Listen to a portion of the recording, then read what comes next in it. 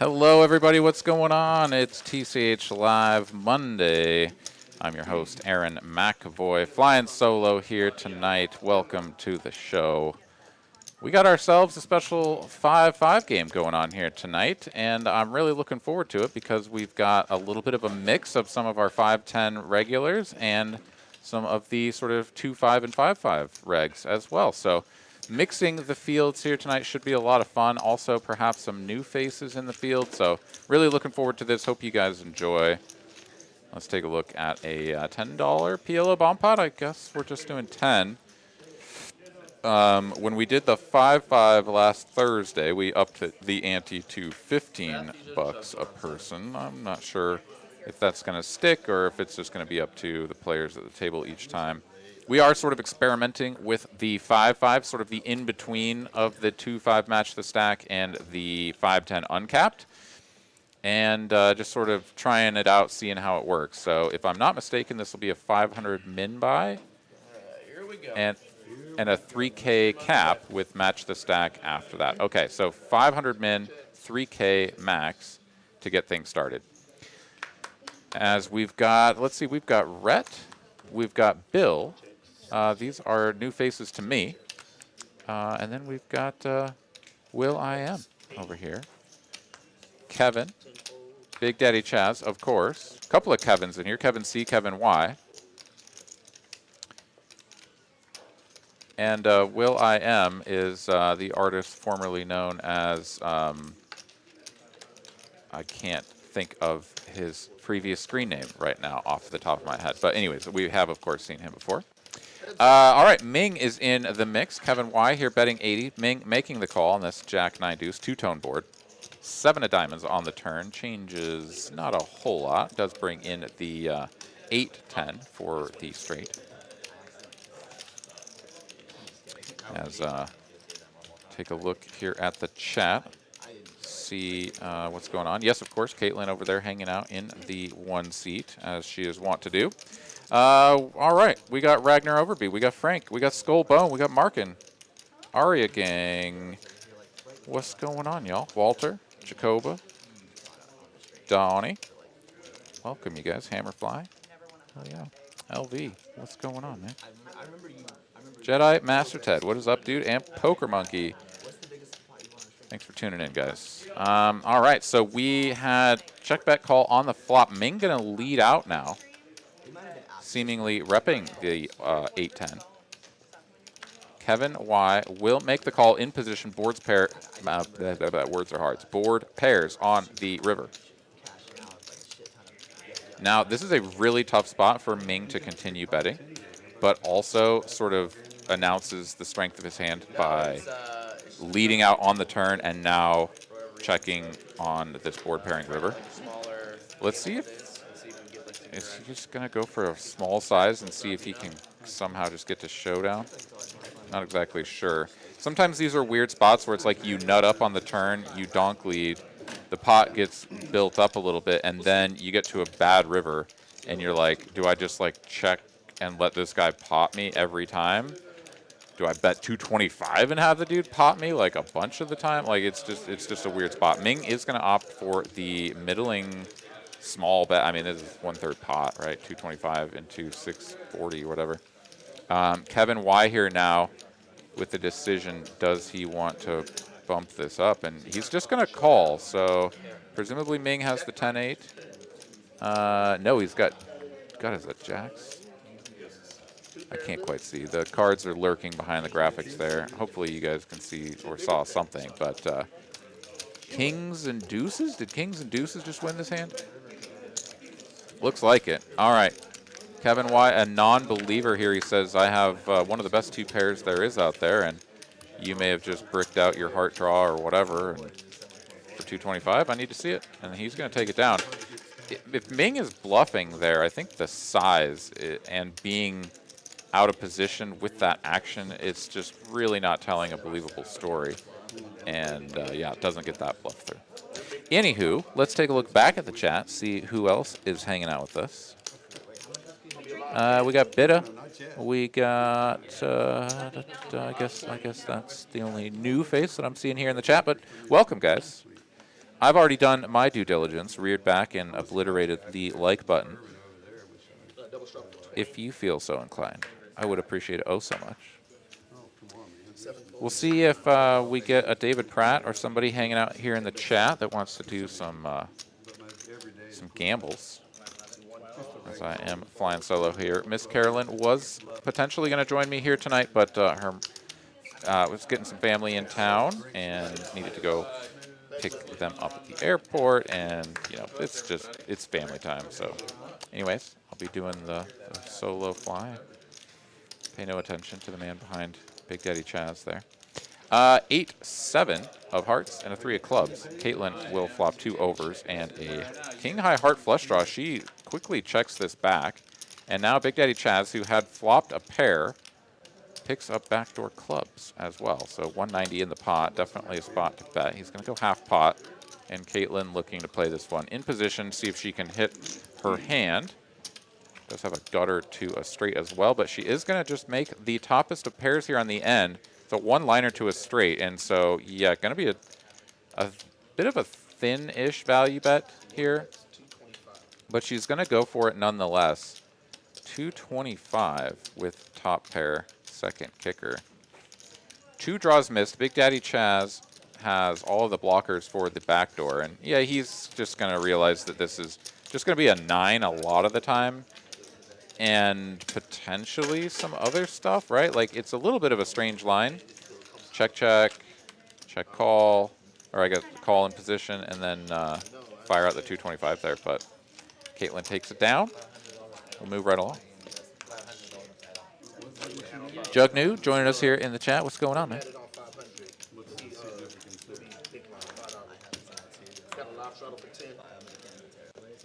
Ragnar here, giving a shout out to Caitlin's podcast, The Texas Poker Experience. A new episode just came out recently. Yeah, definitely go check that out if you haven't had a chance already. Caitlin putting out some fantastic content. We've got an Aaron here in the chat. What do you know? Another Aaron. We're going to just take over the world, one stream at a time. Let's see here. We've got no one doing much of anything, just folding, really, over and around to Bill, who is going to make himself known to the remaining blinds. $40 to go with the King 6. Ming here. A little bit of trouble, perhaps, getting his cards scanned in so far. Looks like they're over the scanner, but I could... Oh, no, he doesn't have a scanner right there. He has to bring him off over to the right, doesn't he? Yeah. So he is a little bit off-center from the scanner and is maybe just forgetting to do his work of take it over there, rub him around on top of the scanning button, little whatever mark. Anyways, 3 bets pre, gets called by Will.i.am. Checks the flop and goes for the check call. Okay, now he's going to try to get those cards scanned in, but it's just not quite working out here. Anyways, it was a queen high flop, couple of clubs out there, another club now on the turn. Will.i.am here was betting the second pair top kicker on the flop. Check over from Ming, and I think Will.i.am here doesn't really benefit a lot from building the pot any further. It's sort of like, if you bet now and your opponent calls, are you going to try to bluff them off of a queen on a safe-ish runout, like a no-club runout? I mean, sometimes that's totally appropriate. I would certainly prefer to do that with something like, you know, a middling club where, like, you can always, like, river a flush, your opponent checks to you, and you can just check behind and be like, take your showdown value. As it stands, it is going to go check call once again. 7 of hearts here now on the end, 900 in the middle. Both players sitting on the same chip stack, 2.5K. And Ming here, who has gone for the check call line 2 streets, is now going to donk lead out for 250. This sort of smells like a queen. It's a little bit funky, but looks like it could get paid off if he does indeed have a queen. Will.i.am, a non-believer. Ming, though, uncomfortable in the speed at which he turned his hand over. He's got a king-high flush, though, and not really sure if I was just reading too much into that or what, but yeah, he's going to take this one down. He's got a massive hand here. Just betting the 250 on the end was just enough to get Will.i.am to call with his pair of threes, and perhaps gets the old max value there. So well played, Ming.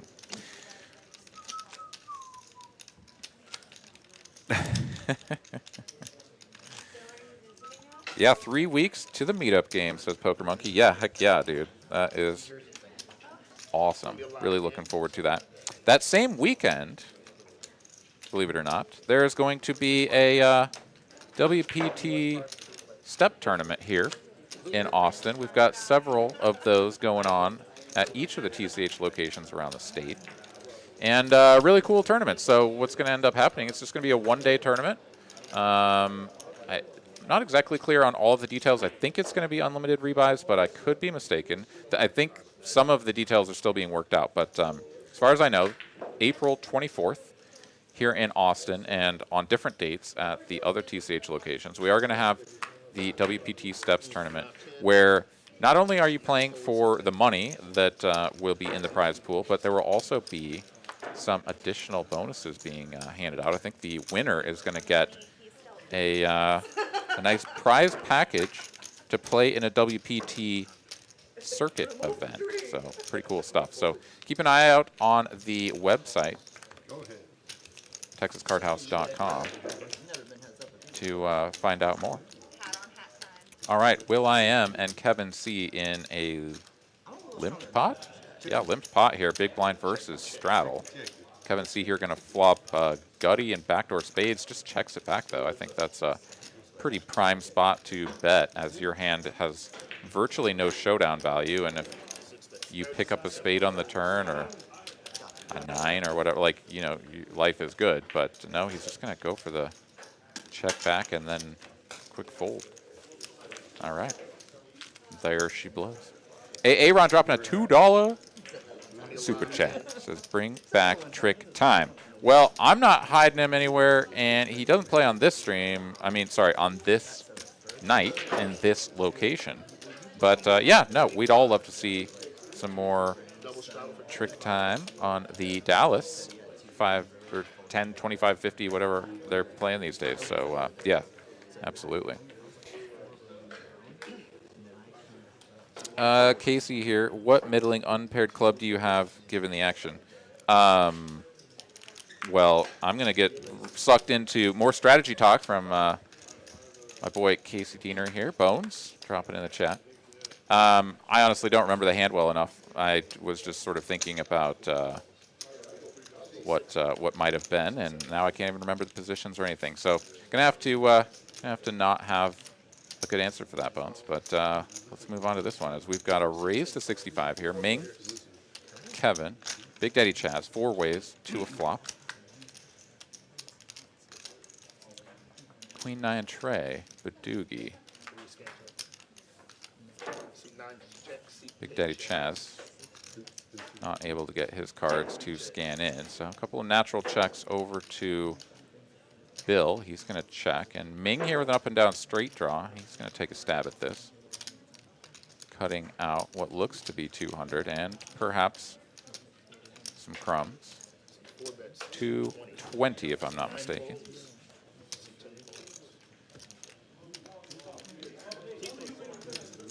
Ragnar Overby here with a hot take on where Trick Time is hanging out. Ming is going to bet, and everybody's just going to fold. So quick bet and take it there, as Ming is going to move up to 3.9K, well ahead in pole position here as we get things started. Once again, this is 3K max to start and match the stack after that. So everybody with the opportunity to continue stacking up. But given the fact that this is, generally speaking, going to be more of a mid-stakes game where, you know, sort of 3 to 5K stacks are going to be like, you know, on the larger size, don't expect too many people to be continuing to add on, just sort of keeping up with, you know, the big dog, but we'll see. All right, folds around over to Bill here. Raise this up to 30 bucks. Bill here perhaps taking up maybe just a little bit more real estate than is normal. You see Ming sort of off in between those two scanners. Not sure, you know, how this arrangement came to be, but Ming gonna have to slide his cards over, get those scanned in. He did do so. I just missed it, I guess. Ace Jack of spades now. 3 betting to 120. Will I am here. Suited ace 10, and yeah, he's going to try to get his way to a flop in position with a 4-bet here, 275. Bill, of course, easy fold here. And Ming, his hand is one of those kind of weird ones where, like, for this raise size, it's like you definitely need to continue, and yet at the same time, it feels kind of bad. Ace Jack, of course. Suited makes it a lot better, but it just feels awkward. Ace Jack going to be behind a lot of your opponent's 4-betting range. You don't really know necessarily what their 4-betting range for that size is, but can certainly be a little bit scary if you don't flop really well. Neither of these players do. Ming with a natural check over, and Will I am here. 600 in the middle, and the betting lead. He's going to fire out a little over half pot, and that'll get the job done, and he will get Ming off of a slightly better hand. So there you go. Aggression will take it down.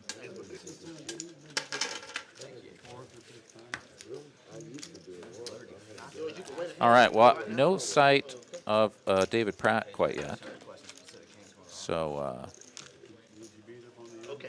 guess I'm just going to do my gambling all by my lonesome. How are you? No problem. Doing well. Life's good, can't complain. When did you move to the island? Okay, we got a live 10 and then a straddle 20.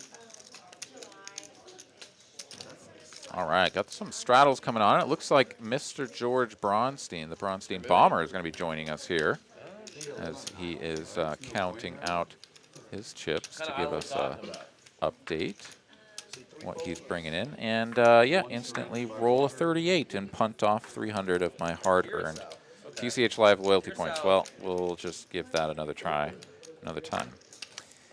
All right, $20 straddle here. Ming is going to min click this. This looks like a Ming click.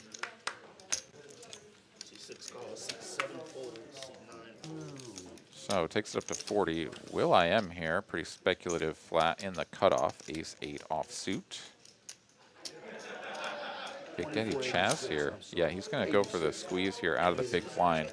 Facing a Ming raise and a flat like this, it feels like you're up against a couple of pretty weak holdings, generally speaking. Of course, if Ming comes back over the top with a 4-bet, you just have a hand that you can instantly fold and not lose any sleep over as well. So big chunky size here, 280 to go. And Ming, who just played out of position with the Ace-Jack suited. Let's see how he plays Ace-Jack off.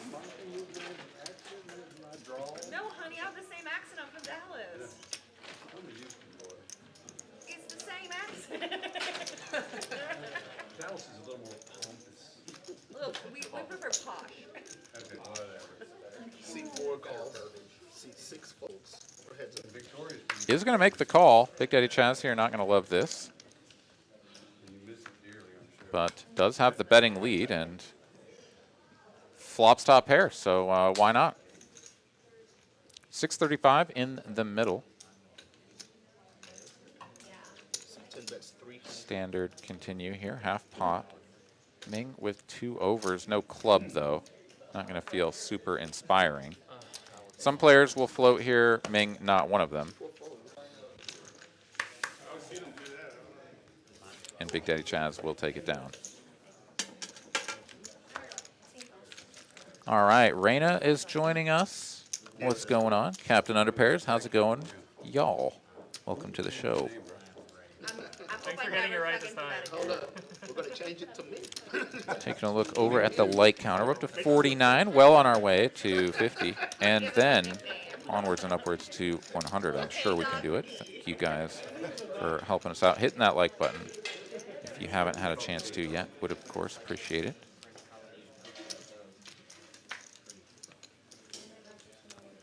And we'll move along. It looks like the straddle died there. Got the 10 and the 20 on, and now it's just 5-5. Like if it's any amount of Okay. T3 folds. Will I am here. Old 9-6 suited from middle position. Going to come in for a raise. Kevin C will make the call. He's got the in-betweeners there, the old 8-7 offsuit. And Caitlin will check her option. So all of the middle cards represented here. And there's an 8 for Kevin. Go ahead. Will I am here. Just snap checks it over. It's just pretty much done with this one, it seems. 4 of diamonds here now on the turn. A couple of quick checkies. And yeah, Kevin can sort of bet his pair of 8s for value / protection against some overcards that may come on the river. And sure enough, 2 quick folds. And he'll take it down. Hey, Aaron here in the chat saying nothing on the TCH website about the dates or the info on the Wpt steps just yet. Yeah, so some of the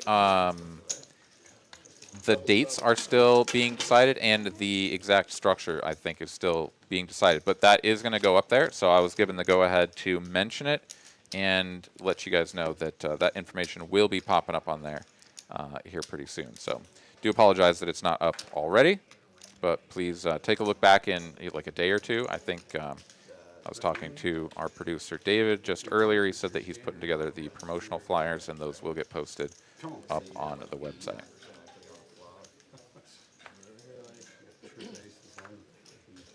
T6 folds.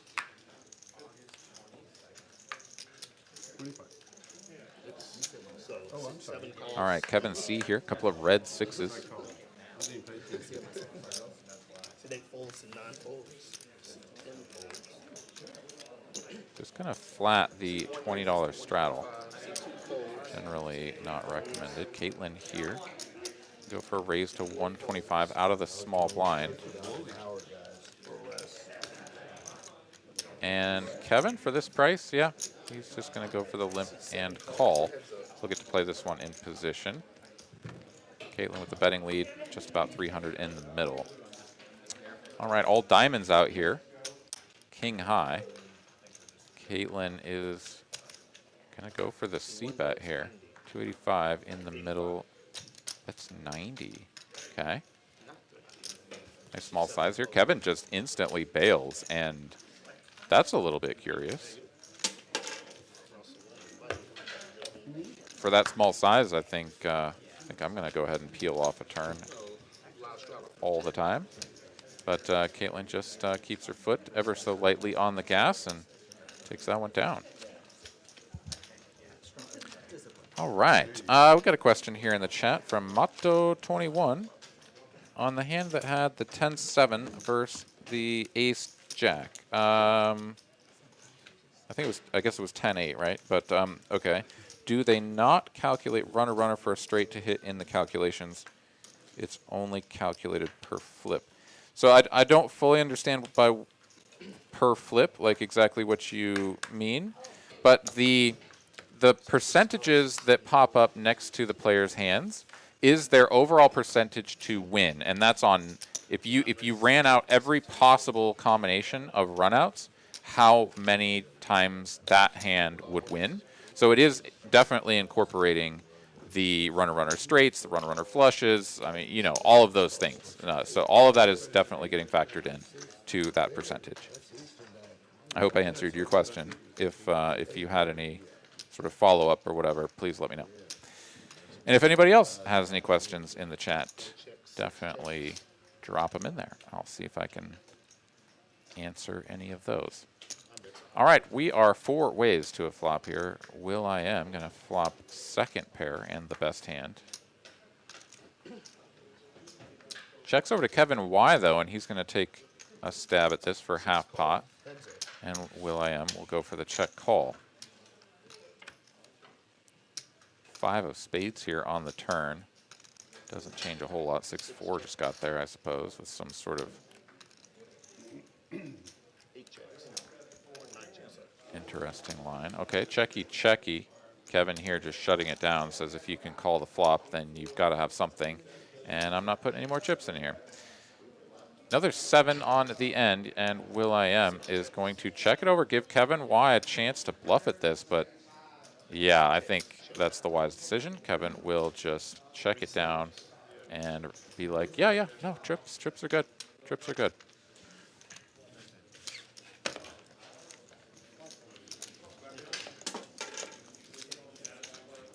Oh, okay. All right, that's a good good point there from Aaron here. Says that he thinks that Mato is talking about the outs.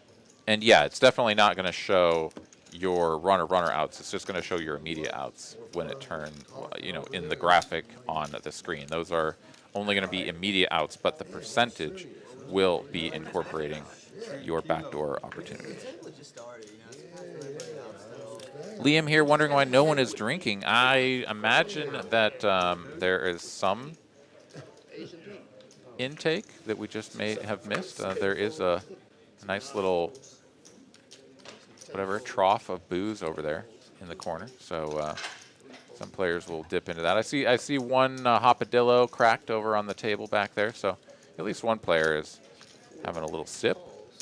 But yeah, always do encourage the players to enjoy themselves. Private club, come on down, bring your own or whatever you want to do. Have a good time. So we went heads up here. Will.i.am playing a bunch of hands, and he is going to flop the best of it once again.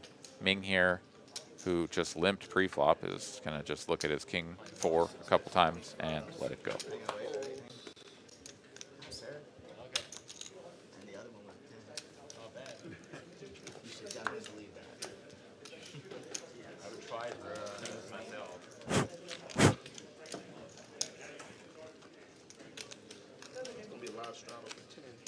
All right, looking at PFRs here. Bill, Ming, and Will.i.am all sitting up at the top there. Rhett and Bomber yet to raise a hand as of yet. Oh, no, that was the last. That was when the game was Trying to get his game over there. My card scanned over there. All right, $10 straddle here from Kevin C. And Kevin Y waking up with a pretty decent hand here from +2. He's going to go ahead and open this up to 40.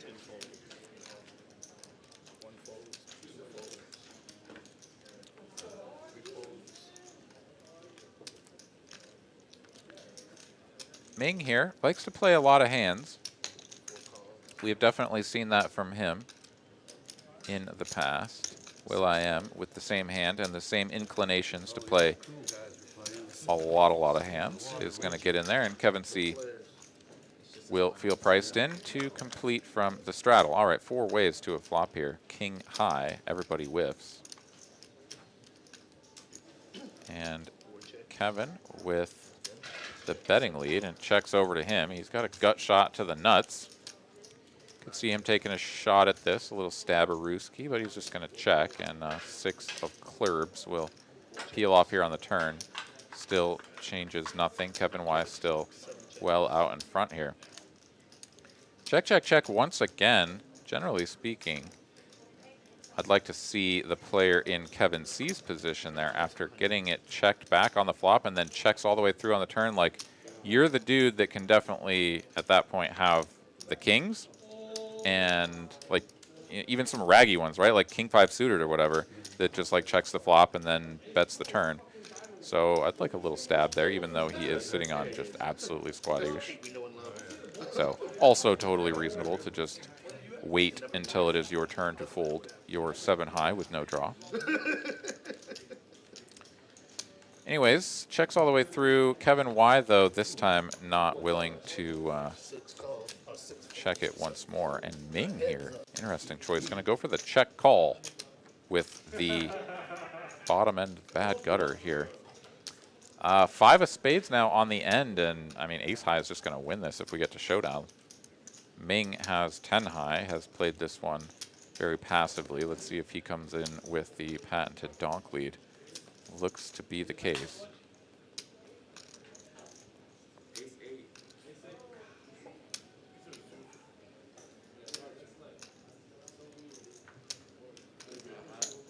4 bets 3. Does fire out, what, like 2/3? Oh, no. 300 into 360. And this is sort of odd, right? Like the way this has been played. Just checking and calling, and then now just leading for 300. It sort of screams like you just had like some sort of super nutted hand and you were waiting for other people to build the pot, and now you feel like you missed your value and you got to go for it. It's either that or it's sort of the exact sort of weird bad gut shot that just is now just going to turn itself into a donk lead bluff, because what else are you going to do when you get to that spot? So yeah, Ming making it work. A little bit unorthodox, but drags the pot nonetheless. Tough spot there to call with just ace high as well. But one of the things that's sort of the most interesting to me is when you have these just like really passively played pots, just like checks all the way through on the turn, and then checks to you again on the flop, and then checks to you again on the turn. It's like, does anybody ever really have something strong there? Unless it's just like really strong. I don't know. I feel like people most of the time, even with like bottom set there, right? Like a set of twos. You know, they're just really going to play it that way. Maybe. All right, on to the next hand here. We got a raise to 15 from Caitlin, and Ming gonna 3-bet to 45. Didn't have a straddle out there, so relatively small 3-bet size. Gets a call from Will I.M. He's going to take another crack at it with the 10-9 off, and Kevin C. is in there with an unscanned hand. All right, ace, king, 5, two-tone. Checky, checky, over to Caitlin. She has the pre-flop lead, and she's just going to check here. Ming with a gut shot to Broadway. Looks to be lining up a stab. 4 bets 100.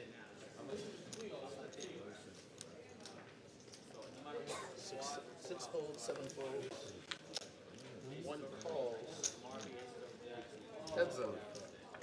All right, Caitlin going to go for the check call. It's Queen of Hearts here now on the turn, so she does pick up the nut flush draw. Runs out after check, check. 6 of diamonds now. Ace is up here for Caitlin.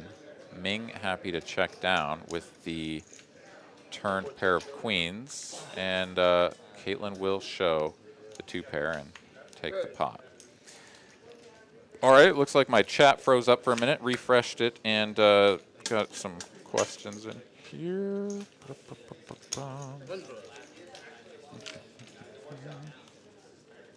Okay, perfect. Yeah, got the explanation there from Otto. And then, thought I saw something else here.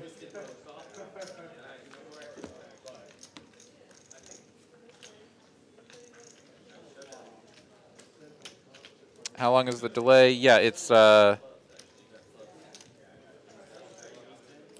like 10 to 15 minutes. It sort of depends on when we get started and everything, but generally speaking, we're going to be on a 10 to 15 minute delay.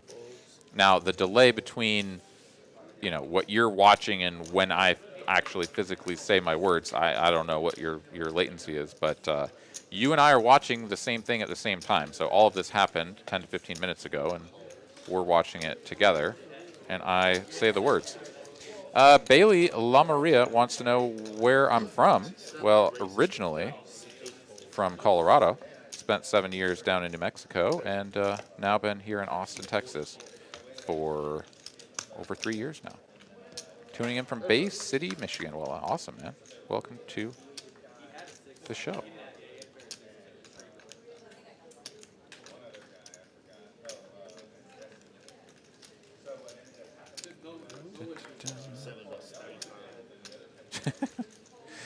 All right, Ming in here with the old 6-9 off in the cutoff.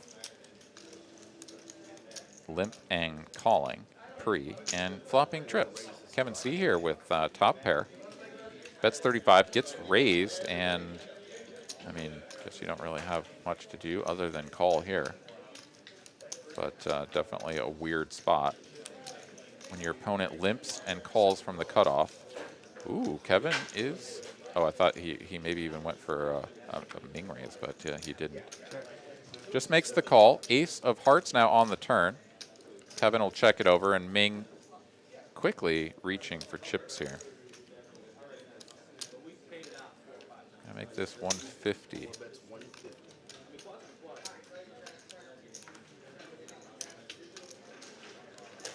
One of the hands that Kevin C has got to be sort of thinking about is some sort of ace-x of diamonds type hand that just got there, and sure enough, he is just going to let this go. Not really interested in playing in a ever-growing pot. Out of position with just a pair of jacks there. Does make the fold. Ming will show the 9 and take down the pot. All right, Jedi Master Ted wants to know how one goes about patenting such a thing as the donk lead. Well, actually, that one's unpatentable because all of the people of the poker world have access to that one. Sort of like, you know, the generic is out. Like you can just do it, man. Just donk lead away. Do whatever you need to do. No patents required.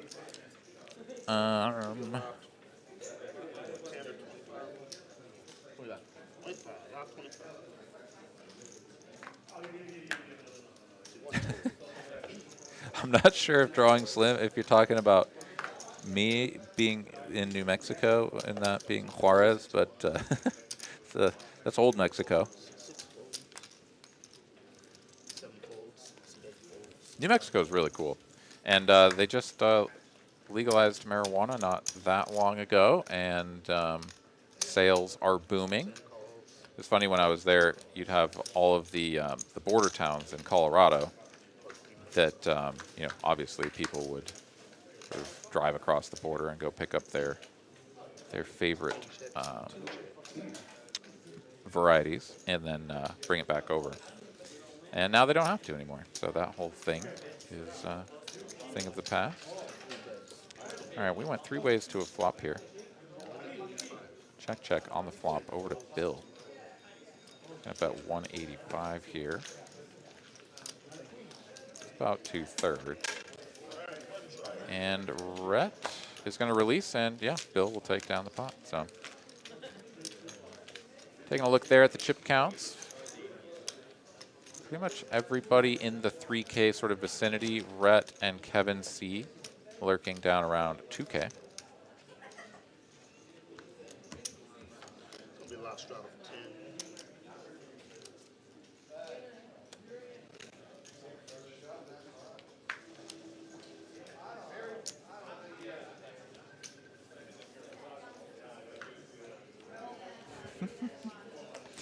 Las Cruces. Yeah, I've spent a little bit of time there. Maybe just, was it one weekend? I think it was just one weekend, but interesting geology around there, that's for sure. All right, looks like we're limping here. Limp, limp, limp, limp, limp, and now we got a squeeze. Yeah, Big Daddy Chaz will punish the limpers here. He's going to make it 100 to go. And it's going to get called in one spot here. Ming is one sticky character. That guy needs to see a flop. Okay, it was just a raise to 75. Okay, so not quite as chunky of a squeeze size. But Ming going for the limp and the call. Does get to play this one in position, but Big Daddy Chaz will have the initiative. 165 in the middle. I see a 9 and a queen out there on the flop. Neither of these players' hands have scanned in, so we'll fly blind and sort of see if we can pick apart what we're working with here. Bet of 100 here from Chaz. And Ming will make the call. There's our flop, queen 9-8. A couple of clubs, 1 spade, so definitely connected. Deuce of diamonds here is not connecting to the rest of the board. Let's see if Big Daddy Chaz continues here. If he does, I suspect it'll be for a large size. Interesting spot here is that, like, you don't really benefit from building the pot with too many hands for a small size. It's sort of like if your opponent has something, you kind of need to attack it with a larger size here. Just because if they have a draw, you want to put them in a tough spot where they feel like they want to see the river, but god, that's kind of expensive, and see if you can get them to put a bunch in with a low equity. 450 here, fantastic size from Big Daddy Chaz, overbet to the pot. And the other side of it is too is that you know, regardless of what Big Daddy Chaz here has, if he's got value, he's, you know, sort of overcharging the draws and really sort of putting his opponent in a tough spot with something like middling queen, you know, queen jack, queen 10, something like that. You know, how are you going to feel about this overbet if you have those holdings? Okay, so the specific scenario was. And of course, a shot of 5, a shot of 10, a shot of 20. if you're balanced, as Big Daddy Chaz will be, then you get to do this with your bluffs as well. Your ace 3 of clubs, your 6, 7 of hearts, you know, whatever you might have here. Just sort of blast away and apply max pressure. I think Ming has fairly well come to the conclusion. Yeah, he's going to make the call. 450 goes across the line, and 1.3K in the middle. Chaz is the effective stack here. SPR, not quite 2. 10 of spades here on the end. One liner to a straight now. Front door clubs misses. And Chaz is going to slow it down here. Could be either just a bluff that he has just totally given up on, or something like ace queen. Yeah, there we go, ace queen. And Ming just going to muck his hand, so we'll never know sort of what he had. Could have been just busted clubs, I guess, maybe. Ace 10 of clubs, who knows. Anyways, no, definitely couldn't have been that, because Big Daddy Chaz has the ace of clubs, so curious. In any case, Chaz will take it down there. Off the river. He knows what I'm talking I got 10 to 1 on I was gonna, really?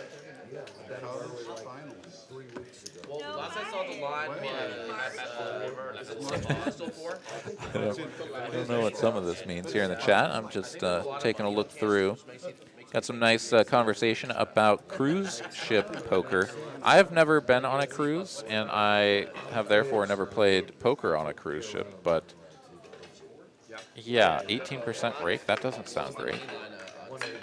Major Mo says they have 10% rake. Yeah, I mean, I guess it might depend on which cruise line you're on and where you're going. I have no idea. But 18% does seem like a number that I am unwilling to pay. Bomber here, a couple of 9s. It's going to raise out of the cutoff. Going to take it up to 100. If this is, yeah, this is just a $10 straddle, so pretty chunky size here. And his only remaining customer to be in the straddle had 7 deuce, so not going to go any further. Seth here saying that he imagines cruise ship poker has the fishiest fish. I mean, it's certainly possible, right? Like, you just have a bunch of people sort of on a boat for a really long time, and you know, when you're like at port or there's cool stuff to see, like, I don't know, sharks eating dolphins or something, like, you know, there's stuff to do and see, and then other times there's probably just like a lot of downtime where you're like, well, what do? We go over here and we check this out, and oh, they got a little casino area. What do we do in there? I'll maybe play some poker. You get some people that are pretty inexperienced, maybe just giving it a try. So I could see that. Well, I think he was asking if you could just ask production to tell us. Yeah, I mean, if you can just but give you a it's number. right there. I got it. Okay. There, man. You don't want to play with it too much, because then it's just... Mr. David Pratt is in the chat. What is up, my good friend? I am definitely 100% prepared to face you in the fake internet point wagering. No, they are very real internet points, okay? How dare you slander the TCH Live loyalty points? Speaking of which, if you, the viewer, would like to accumulate some of said TCH Live loyalty points, make sure that you are subscribed to the channel. And then do stuff in the chat, like chat and say hello and, you know, check your points and gamble and such, and you too can have the points. I'm going to peep my points, and I'll show you how. You do exclamation point points. Ragnar here paid for the cruise with what he won on the poker streets and got hooked on poker after that. Dude, that's awesome. Yeah, that's very cool. Ming's gonna have Tan the Man 93 here has a question 10 of spades, that I'm going to get to before I roll against Pratt. But first, let me take a look at this hand as we've got King 10-10 heads up between Ming and Rhett. Checky, ace of spades on the turn. Rhett going to continue checking. Ming quickly checks behind, has just no equity. And he rivers a straight draw. Rhett will fire out here, and Ming will quickly release. Okay, so let me get to this question real quick. Any advice for people wanting to play at TCH that have never played live before? Like, what do you do when you walk in the door, etiquette, etc.? Okay, so the TCH locations here in Texas, you walk in, the first thing you'll see is the front desk. You go up there, you say, hi, I want to play some poker, and I'm a new member. So you'll sign a piece of paper that says that you're going to obey the rules, that this is a private social club, and blah, blah, blah. You agree to adhere by all of their rules, and then you'll pay your membership, whether you want a daily, a monthly, an annual membership, and then we'll get you sat down at a table of your choosing. And then you'll go to the cage, you'll grab some chips, and you'll play some poker. As far as playing live, I mean, I think the main thing to do, if it's your first time, is just sort of take a few hands or whatever to just sort of acclimate yourself to having the chips, seeing how people are acting at the table, what the how the actions are going for the players that are already in. In fact, like, you can even sit down at the table with your chips and you don't have to get dealt in the first hand. You can wait. So you can just sit there for a few hands, not get dealt in, then you don't have to commit any chips. You don't have to worry about looking at your hand, whatever, and just sort of see how things go. And honestly, telling everybody that it's your first time is not going to, like, turn everybody on into, like, sharks that are just going to come after you. Like, people are going to want to try to help you.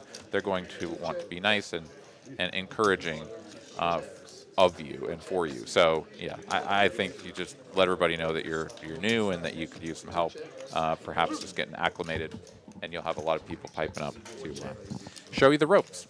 So yeah, just have fun with it, you know?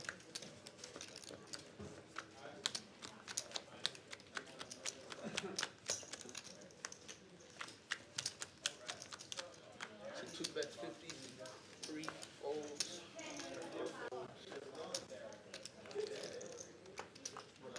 All right, check on the flop, check on the turn in this limped pot. Bet of 50 here, and Rhett is going to take this one down with the top pair of aces.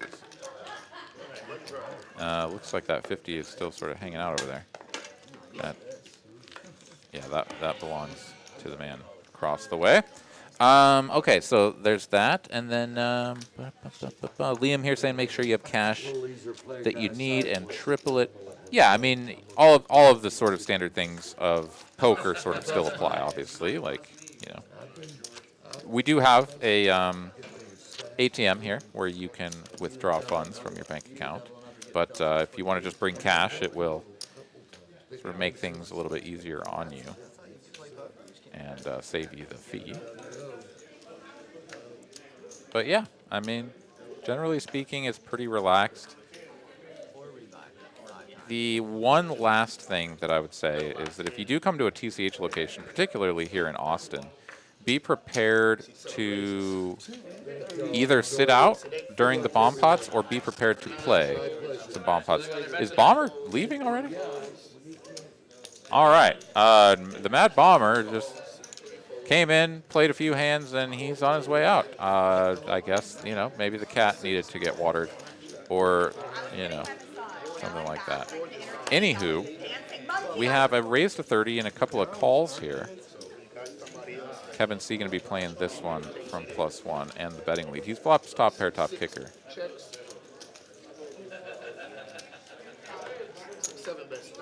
Small C-bet here. 35 to go, and Rhett here with backdoor clubs and a gut shot. Yeah, I think this is a pretty standard peel, and Will.i.am with whatever he's working with is going to make a call as well. The positioning of these players with respect to the scanners just really sort of weirding me out. King of Diamonds here now on the turn, and as Will.i.am scans in, he's playing the bottomest pair. Kevin C going to continue betting here. And Rhett, who just picked up top pair, is going nowhere. Will.i.am will head for the hills, and these two players going to battle it out heads up. Oh, there you go. The old suck resuck. Kevin C back out in front with aces and queens. 325 in the middle, and Rhett tried to get him to check, I guess, by sort of checking out of position. I don't know. Maybe that was just an honest mistake. Not really sure what happened there, but Kevin had not acted yet, and he was putting out a wager. And Rhett, I guess, just folded that pretty quickly. Not really interested in even thinking about it with the pair of kings. So there you go. All right, Mr. Pratt is ready to gamble, so yeah, let's do it. I am going to fire this up right now.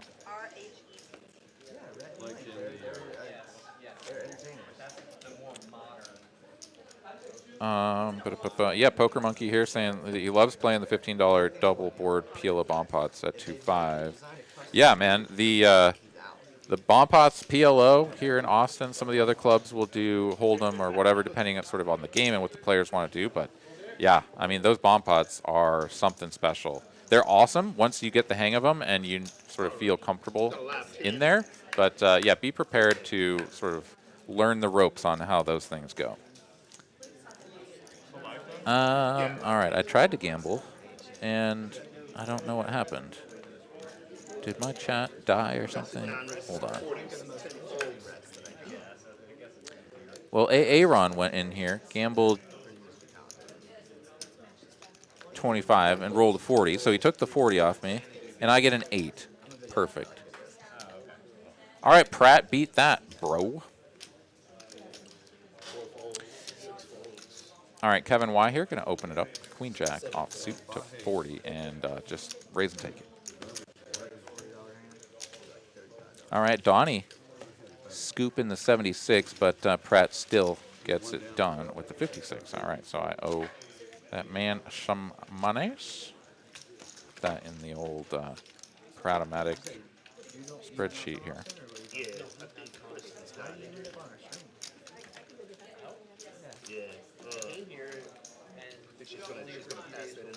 Yeah, RJ, I think that's pretty much standard in the PLO bomb pots. Flopping the nuts, unless it's like quads or top boat, is always vulnerable, especially when it comes to a straight.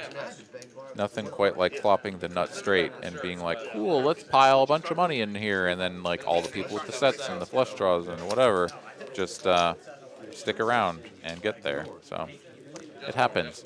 Avishai is going to drop in to the spot vacated by Mr. George. So we got our new player instantaneously. Awesome. Welcome to the game here, Avishai. Jack 9 for him under the gun. Let's see if he tries to limp this or just fold it.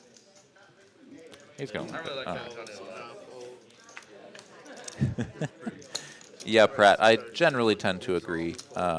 If you have the nut straight on one and like a pretty good draw or something working on the other board, like obviously you don't just like snap fold the nuts, but yeah. All right, Bill here going for a 3-bet, and Ming, who was trying to limp the Jack 4, now realizes that the price has gone up and it does get to pull his money back as the action has changed. Will.i.am here from the small blind, sitting on number 1. 6 raises to 220. 7 folds. Cold 4 to 220. Teensy tiny. This is a Ming bet for sure.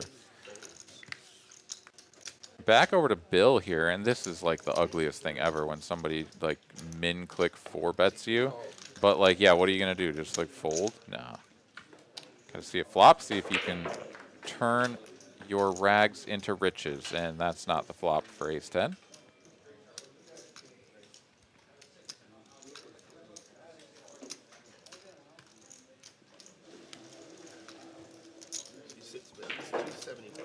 RJ, it's not worthless if it holds. Well, yeah, but good luck getting nut straight with 2 cards to come to hold up. It does happen. I mean, obviously. I've seen all kinds of weird shit win, you know, one pairs and stuff. Occasionally win, just not very often. All right, check, bet, fold. I guess it wasn't even a check because Will.i.am was in the small blind, so just bet, fold. And that'll be the end of that one. Got a large straddle for 10. RJ saying, had the nut flush and the nut straight. Oh, yeah.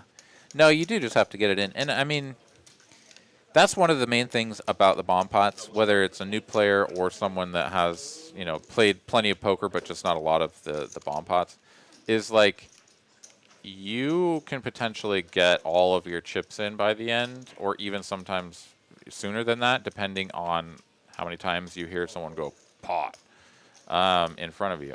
So, yeah, like, you know, what is normally like sort of like, oh, open to 3 or 4 blinds and then maybe get 3-bet to like, you know, 7 to 10 blinds or blah, blah, blah. Right, like all of that stuff just goes right out the window because now it's just like, wait, how much is pot? 650? Cool, I'll bet that on the turn. And, yeah, everybody's got everything because you just saw a bunch of flops with a bunch of random hands. So you can get sucked into some pretty nasty spots if you're not careful. All right, 9-4 deuce two-tone here. Kevin C., the pre-flop aggressor.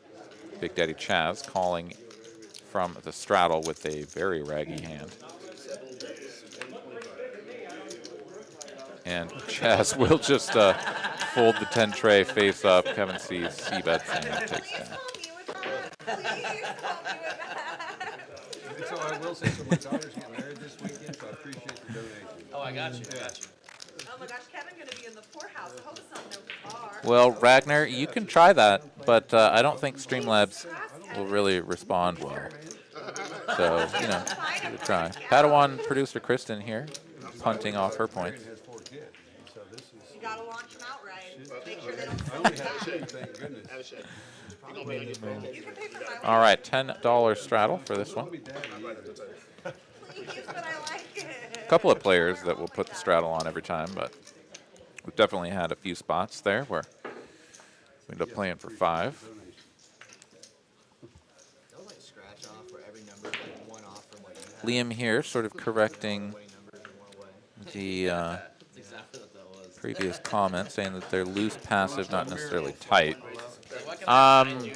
Yeah, I mean, we've certainly seen a couple of the players here, Ming and Will.i.am for sure, that are trying to get in there and see a flop with all kinds of stuff. But are they doing it in an aggressive manner? No. Speaking of which, Caitlin here raises to 30, Will.i.am flat calling. See 9 folds. Avishai also not shy about seeing some flops. So he'll get into the mix with this one. Ace-4 offsuit, so Caitlin getting called in a couple of spots. She'll get to play Gal in the middle. 9-7-7. Caitlin flops top boat. And let's see how she plays this. She is going to c-bet for a small 1/3 size. The tricky thing about this is that, I mean, she's going to get Will.i.am to call, which is, you know, obviously great for her because he just has 2 overcards to the board. Now picks up a gut shot to go along with those dead pair draws. She's going to bet 75 here again, and Will.i.am makes the call. Really doesn't want to find a queen jack or a 10, and does not. And now, after betting small on 2 streets, 315 in the middle, she is going to overbet the pot here, attacking, I guess, just a 7 or a king. Nothing else can really call at that point. You kind of price the pocket 6s and 2s and whatever's of the world out at that point, but wants to get value where there may be some and goes big. Said they'll be here very shortly. We'll get some shots out here. Get the party started. Poker Monkey here saying that he read a suit wrong. Oh no, you thought you had ace-3 of spades for the nut flush, but it was an ace of clubs. Oh man. Yeah, when you've got 4 cards, I presume you're talking about a PLO, bomb pot hand. When you have 4 cards and you're used to playing 2 card, trying to remember what all you've got and everything without constantly looking back at your cards can be a bit of a challenge. Ooh, Rhett here is going to get back just in time to look at his 10s. So he will get to open the action here, or just limp 10 with 10s. Bill folds King Jack. Don't see that every day.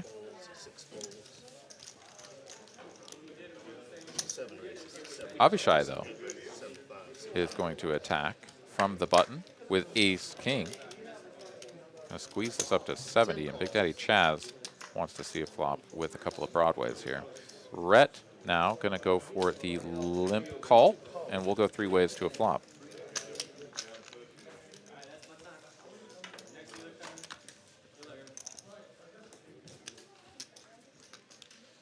So 10 checks, 2 checks. All right, King, Jack, 7. Avishai here, gonna flop top pair. Big Daddy Chaz, second pair, and Rhett not happy with this one as he is gonna have 2 overs to his pocket pair. Check, check over to Avishai, who's gonna blast this thing for over pot. And yeah, 2 quick folds, so no additional value here. New Mexico area code 505 going the way of Avishai there. Perhaps going for the VPIP record. He's up at 75%, and we'll see if he continues hammering away. Ba-da-ba-ba-bum.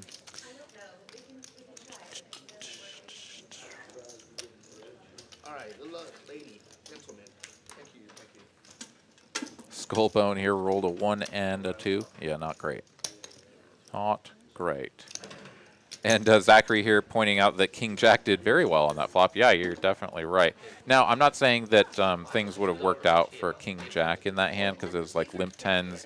Maybe you open your King Jack to like 45 or 50 or something, and then you're going to get 3-bet by the Ace King. You may not see the flop, right, depending on how Avishai plays it, but a little bit curious there. I mean, I'm certainly a proponent of in these sort of games where people are just going to like flat call you a lot with hands, with like pretty strong hands like 10s and Ace Queen and stuff like that. You like just fold your like Queen 10 offs and your Queen Jack offs and stuff from like early position, but like King Jack off, I generally think that's still just a pretty slam dunk open there. So I don't know. Some people definitely gonna mix things up. Sometimes you mix fold, you know, it's all perfectly fine as well. All right, Ryan in the box, and we've got ourselves a PLO bomb pot. Let's go. We were talking about it so much, we conjured it into existence.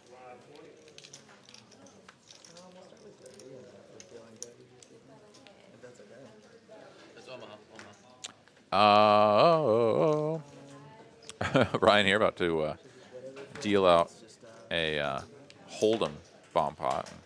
Of course, everyone at the table not interested in that. Quickly correcting him. It is funny, man. I know I've talked about this before, but like we used to just do the Hold'em bomb pots.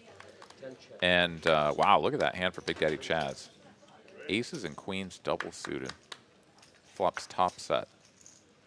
Pretty spicy. Big Daddy Chaz first to act is going to just check. Ming here lining up a over pot size bet, so he'll get a rebate of 10.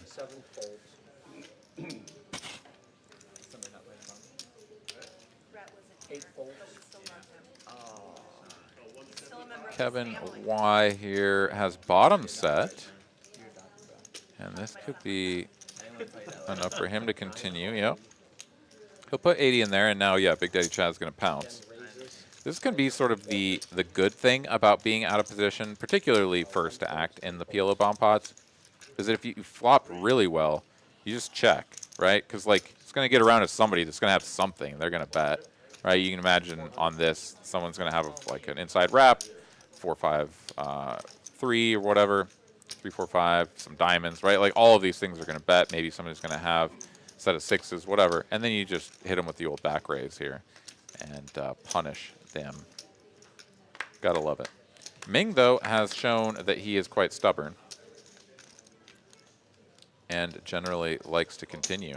And he will stay true to form here. He's going to make the call. And Kevin Y, I think he should know the jig is up. Yeah, bottom set, lot of people sort of think that that's kind of a tight fold. In these PLO bomb pots, bottom set is generally speaking when you face like a raise and a re-raise, sorry, bet and a raise, you're kind of drawn to one out most of the time. It's not always true, but it's like you really just want to, you know, buckle your seatbelt and pray with a hand that is very likely just crushed. Anyways, heads up to the turn. 4 of clubs. 5 tray gets there. If you somehow had like ace-5 tray with diamonds or something. Chaz will bet 700 here. The 3/4 pot.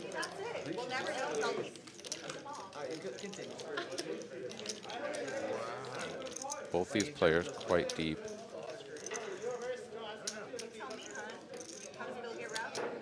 Ming, generally speaking, doesn't handle his chips and then fold. A little something I've picked up is if he starts putting his mitts on the chips, he's going to make the call, and he does. So 700 more across the line here. 2.4K in the middle. Pot size bet remaining here. Real possibility on the table.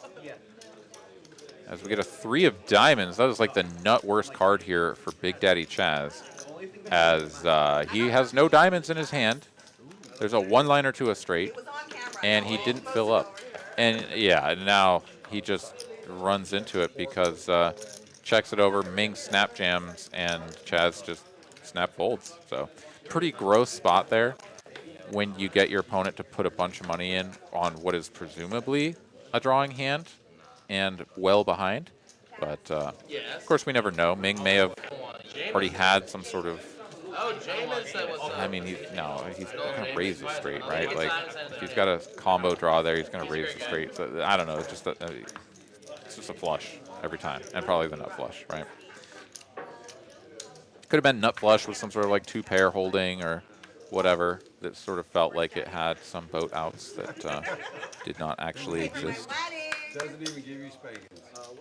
In any case, tough spot there for Chaz, but of course you get there and like the most obvious draw comes in and your opponent just like snap jams. Yeah, if you're ever getting bluffed there, like good for them for having heart, you know, but they just have it 99% of the time. Rhett here has pocket queens 100% of this time. He's going to raise to 60.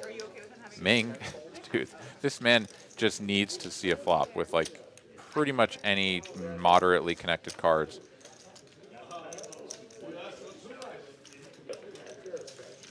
And Will.i.am in there as well, so we're going to go 3 ways to this flop. Reina wondering, is there a reason why we don't see Ming's cards? Well, it's probably because he's seated in between the 2 scanner positions.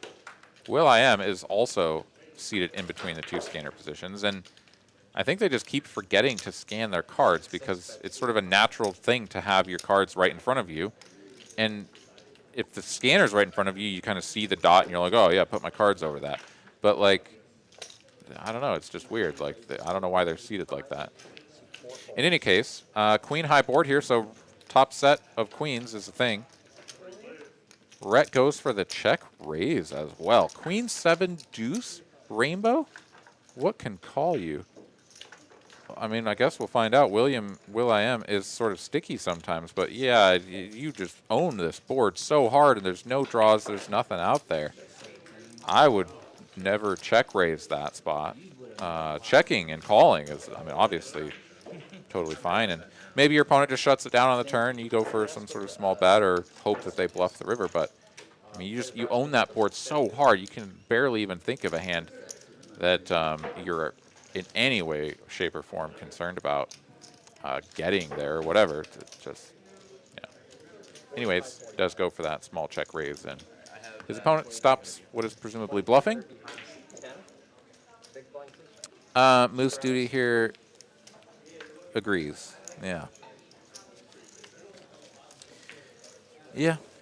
I don't know. I mean, it's tough because you want to build the pot, right? Like our inclination is always to try to win the max with our best hands. And generally speaking, that's a good rule of thumb.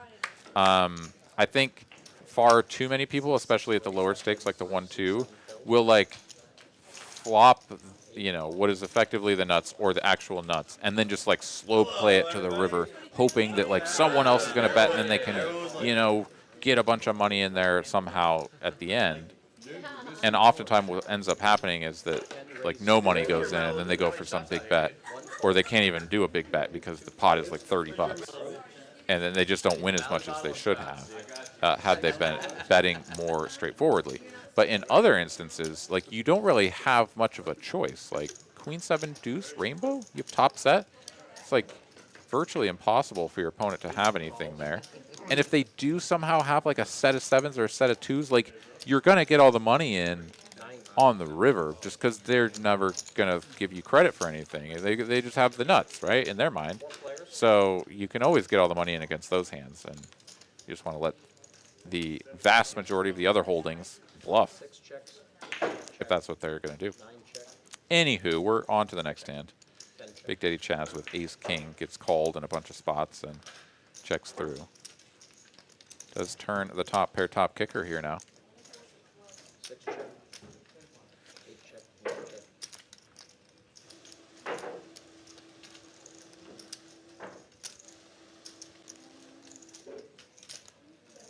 Bets 375. Check, check, check, check, check again. Big Daddy Chaz here, of course, going to bet.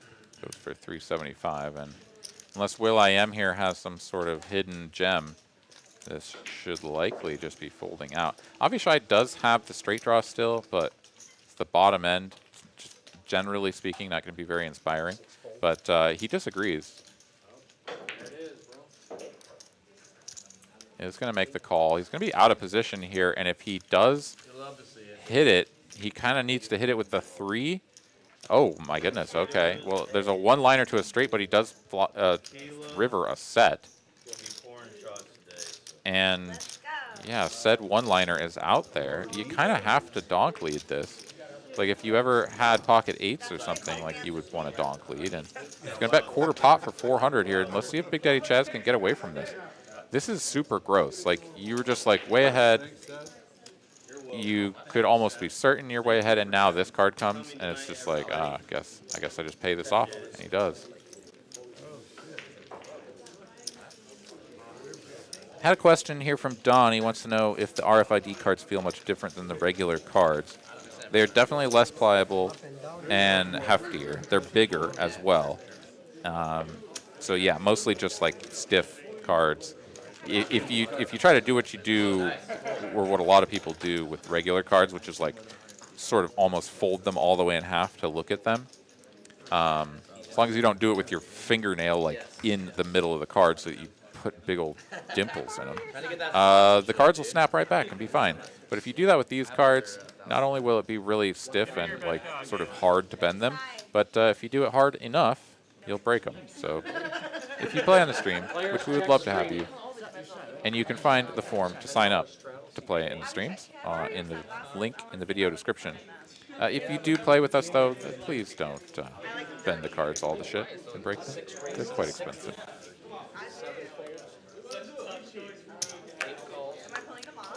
Will Lottie here, joining us in the chat. What's going on, man?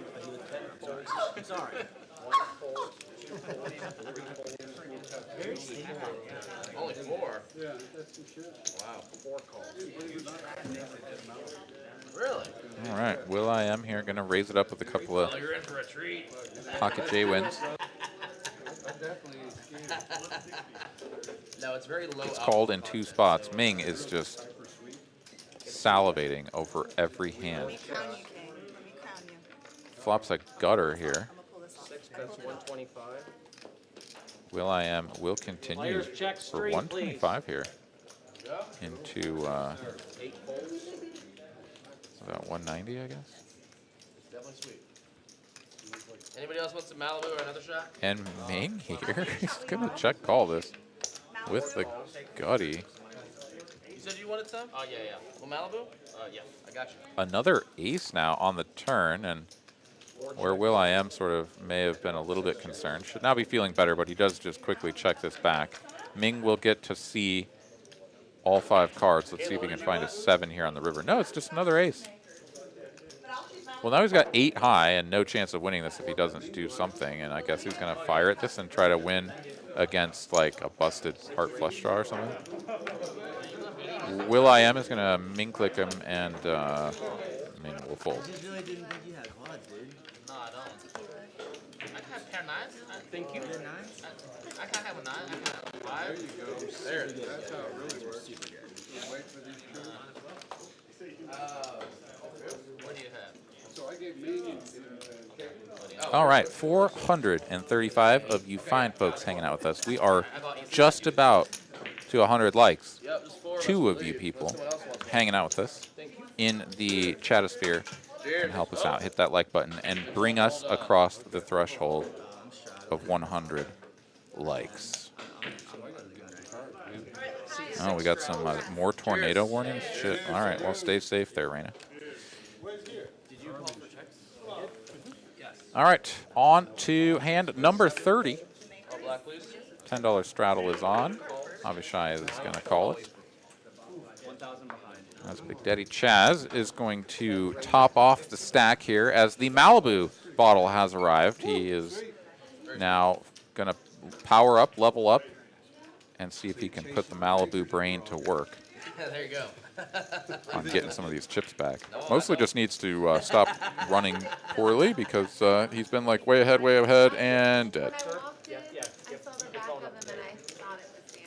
I thought it was Sam for like a half second. All right, Big Daddy Chaz goes for the raise with King 10. He's the father of Gets called in 2 spots, and we're going 3 ways to a flop. Ace high board. Will.i.am will flop the top pair. But a whole lot of not much here for the other players. Chaz will stab at this and see if he can just get, you know, queen jacks and stuff like that to fold out and try to take this one down. Will.i.am going nowhere with the pair of aces. So, the drinks are flowing now. I see Mr. Kevin C. over there. He's got what looks to be some of the delicious makers going on. 10 of clubs here on the turn. Will.i.am checks, and Chaz will quickly check back. No reason to continue building a pot when you have showdown value with a 10. And quick check once again on the 8 of clubs run out, and sure enough, Will.i.am, pair of aces wins. Will.i.am there getting himself a tune-up from the lovely Victoria of Texas Royal Touch.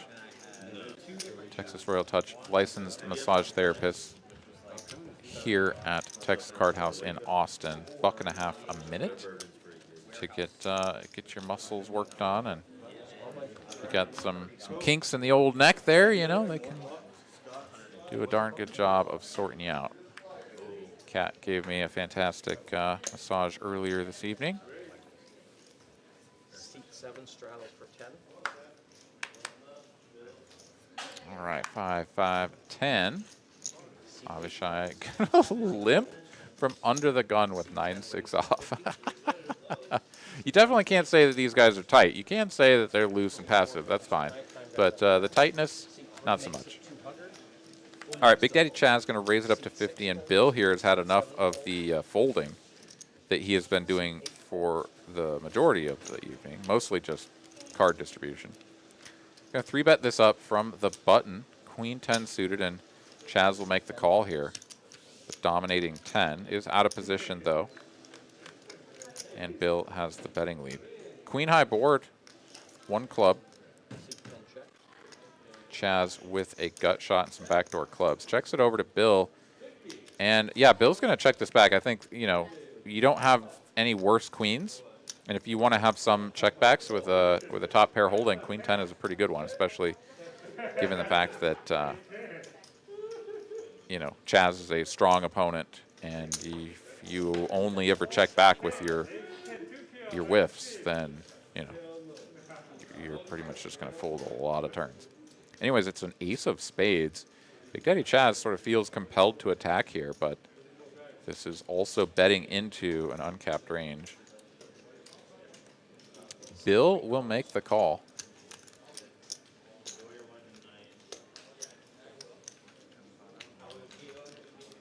And Chaz is like, Jack one time. Oh, it's a 10 again. I don't usually win with a 10. But let's see what he does here. 2.2K is the effective stack. SPR of just about 2. Chaz would have to go pretty bananas here to try to push his opponent off. Backdoor spades did come in. So that's one particular bluff candidate. Or like, you know, hand that could push his opponent off of a pretty strong holding. This is one of those spots where like Chaz just knows that his rivered pair of 10s just doesn't actually have showdown value. A lot of people will be like, oh, I picked up a pair, I have showdown value. But you probably just don't. It's better than Via 3? Via 3 is the best I've had. The tricky thing here is that your opponent can have some backdoor spades of their own, right? You don't have a spade, so it's really kind of tough to muster up the gumption to pile it all in here, or you know, something of that nature. Chaz is thinking this one over, and Bill is watching patiently, but intently, to see what Chaz is going to do. It's actually burning, but that's okay.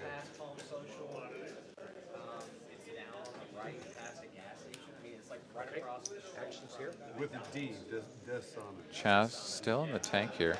And he's going to do it. He's going to rip it all in. And, I mean, I like this. I think this is a move that a lot of players are just never going to find. And when he fades the snap call, he knows that now his opponent is just, like, going to have to fold a lot. The fact that his opponent has rivered 2 pair might put him too far up in his range to fold, but I don't have a lot of experience with Bill here, so I'm not really sure how he's going to feel about this one. I mean, this is just gross, right? Like, you sort of love to have like ace king with the king of spades or something. Maybe that's even like a more enjoyable calling spot, just because you're like, oh, I block the flush, I block the straight, like I can call this one. But 2 pair here, queen 10 of diamonds. Yeah, he's gonna let it go, and I think, I mean, this is just tremendous game sense from Big Daddy Chaz, recognizing that he can just put so many hands in a tough spot if they don't just have it, right? And perhaps Bill there is just like only ever calling with pretty much the goods for that size. Well played, Chaz.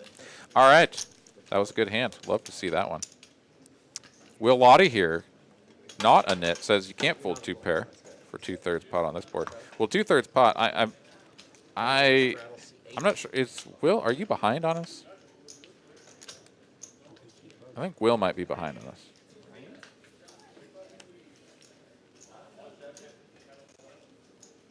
Because that was not 2/3 pot.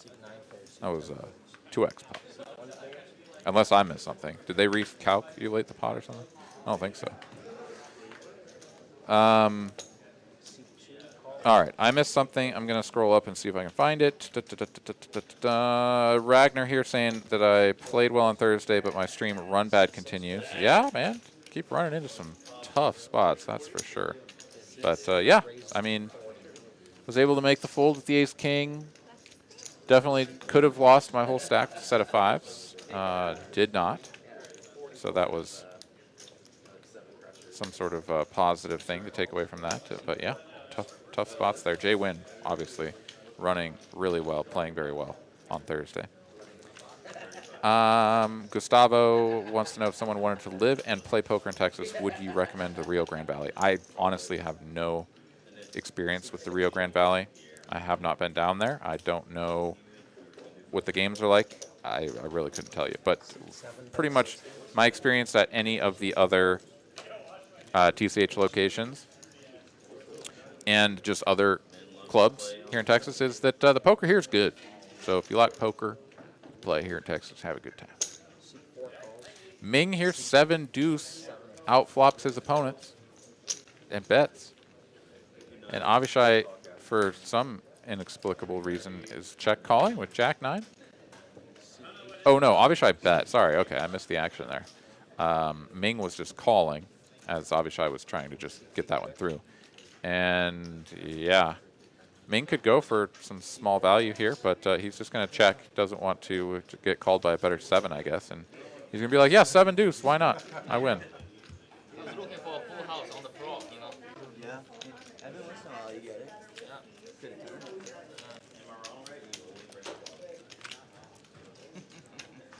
Still $40 pretty flop. 72, call $40. Give me some, dude. Yeah, I mean, Damn That it. position, he's got a big stack.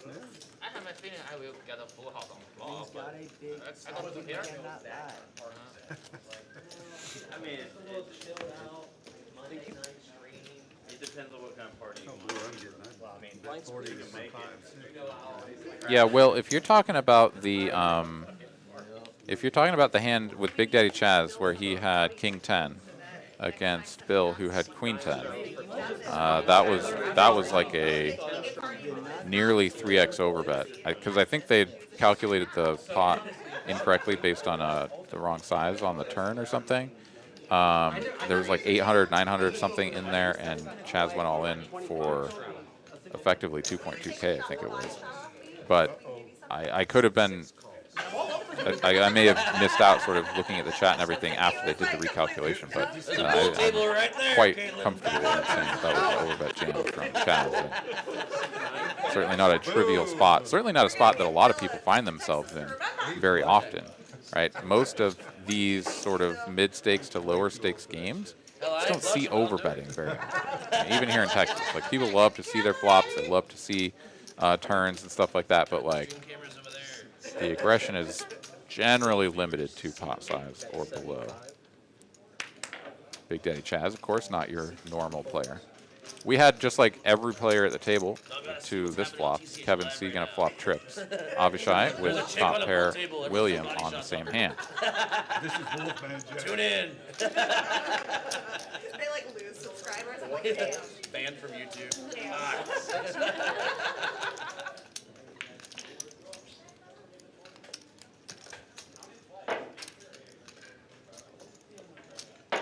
Yeah, and I mean, another thing is that unless people watch the Monday stream, watch Big Daddy Chaz playing and battling on, you know, the usual 5-10 game. Oh my God, look at this disgusting turn. Kevin C cannot believe his luck, where he just had these guys just like drawing nearly dead. Now he's just toast. Gonna check. Avishai, of course, gonna bet, and Will I Am here, who thinks that he just always has the nuts here, is gonna go for the small raise. And I mean, Kevin C, like, yeah, I mean, this just sucks. Like, it's just absolutely awful. You were way ahead, and now you're not. So you just have to recognize that and not get married to the spot. I think Kevin is well aware of this. He's just sort of lamenting the decision that he has to make here, as this is a min click to 375 over 150, and yeah, he just has to ditch That's why I it. brought it up. So I'm like, maybe it's the same guy. No, this guy was a fan of yours. He was like, you keep being a dumb bitch. Daddy Chaz will come get you. That's strange. Maybe he I'll tell my fans to calm down. I'm sorry. All right, Avishai makes the call, and when another, you know, overcard to the 7 doesn't peel off, both players know that they have the nuts. I mean, the effective nuts, right? I mean, I guess quad 7s could tune you up like every once in a while, but it's just going to be a check bet call, I guess. Check bet call. I should have raised that shit. Avishai here, yeah, perhaps sort of. I mean, most of the times in these spots where it just sort of feels like, yeah, we just both have an ace, right?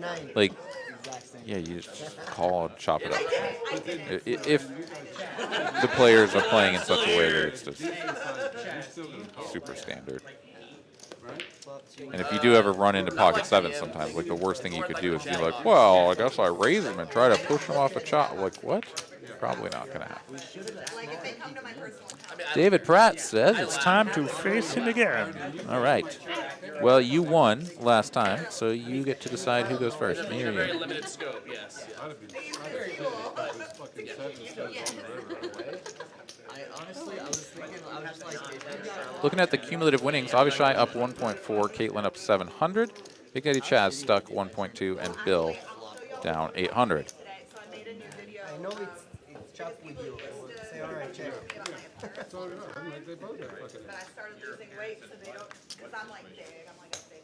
All right, still waiting for Mr. Pratt to define the terms here. Oh, he's just going first. All right. No, but I was actually like kind of got, now they're like trolling me for my poker skill, so I feel like that's enough straight. All right, a 64 for Pratt. That's pretty solid, but I feel a 71 coming in. Oh, no! GOPGV stole my 77. Oh, now I'm toast. Now I'm toast.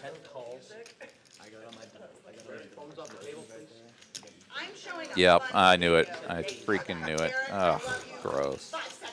All right, that's another 20 for Mr. Pratt. I love it when you let me be mean to you. Thank you. Check. All right, infinite players to the flop once again. 2 and 7 check. Obviously, I'm going to check, and that's going to lead to a cascade of checks all the way down the line. 9 of diamonds here on the turn. I mean, Avishai here just still has the best hand. Rhett, who flops a club flush draw and then just doesn't bet it when checked to, is now just going to fold. And Avishai just wins, betting the best hand, you know, just why not?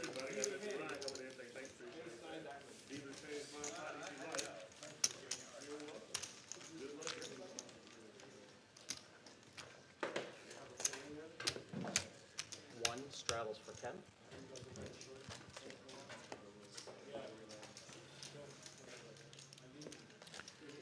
Got a pretty cool promotion going on here. Texas Card House. All of the locations in Texas for Texas Card House are offering a bad beat progressive jackpot. As of today, if I'm not mistaken, it is aces full of queens beaten by quads or better. And you win something like $47,000. Well, that's in the prize pool. The bad beater will get like 30%. The bad beat E will get like 40%, and everyone else at the table will chop up the remainder. I may be off by a little bit on those percentages, but sorry, 50% goes to the loser, 25 to the winner, and 25 divvied up to the remaining players at the table. So, yeah. 47K, you suffer a bad beat and you walk away with 23,500. That's pretty good. You can check the website, texascardhouse.com, for all of the details and fine print. Oh, that's right. Everybody who's clocked in and playing, regardless of what club the bad beat hits at, will get $100. That is correct. Really cool promotion right there. All right, Rhett going back to the trough as Caitlin here will fold the bottom pair. Kevin in here with a gut shot and no backdoor. A little bit ambitious going for the check call out of position with such a weak holding. Checks it over to Will.i.am once again, and he is going to continue betting. And yeah, now you just got to shut it down. Yeah. Perhaps Kevin Y just getting a little bit bored over there. Says, I don't know, maybe every once in a while I bink a offsuit jack and somehow get paid, but not this time. JTN 1968, what's up, buddy? Dropping a $9.99 super chat. Thank you so much for that. Wants to know if he should drive to Dallas a day sooner or not. Going to play the Saturday tourney before the meetup game on Sunday, and who else wants to DJ in the tournament with him? Dude, that's what I'm thinking, because it's already a long drive. I'm already going to be up there. We're going to be having a good time on Sunday, so I'm probably not going to come back till Monday for sure. So, like, may as well just make a weekend out of it. And if they got the tournament, just fire that thing. So I will probably be in the field with you, my man. And, yeah, really looking forward to seeing you and everybody else up there.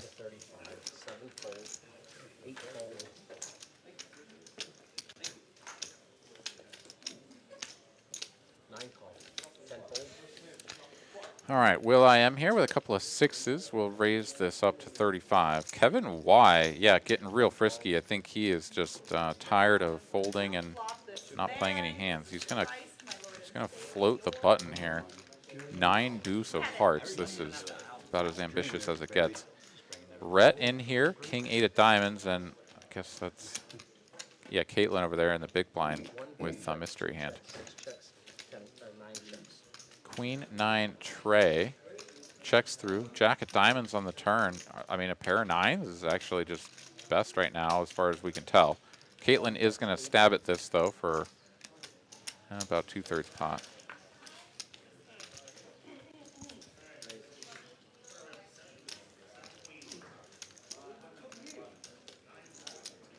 Not sure what Rhett's really thinking about. He's got a gut shot to king high straight, but all right, Caitlin slamming down the 8-7 of spades. Like, look at that, bitches. I had a flush draw and a straight draw and stuff, and also just 8 high. So Kevin Y, who speculated with the 9 deuce, had the best hand. He just folded it. Thanks, Derek.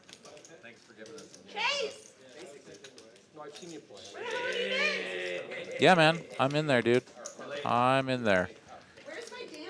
And then we'll just chop it.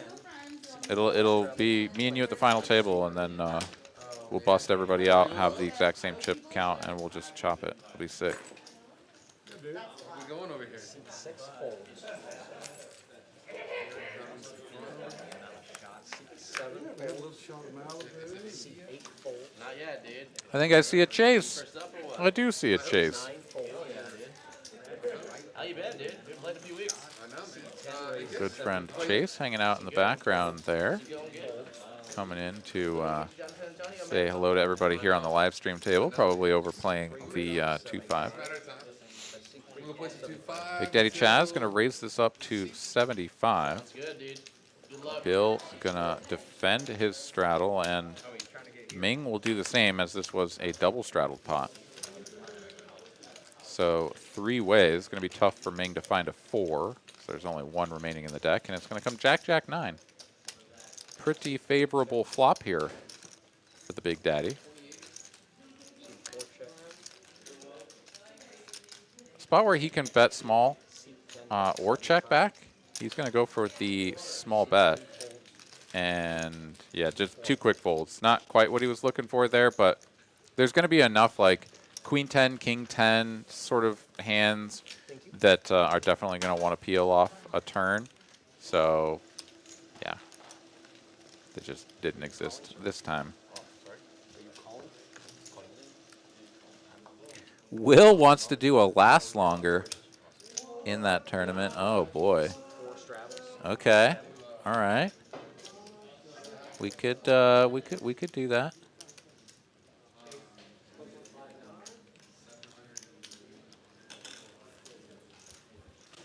Six folds. 7 folds. 8 folds. 9 folds. All right, hand number 38 here. 10 raised to 40. 1 fold.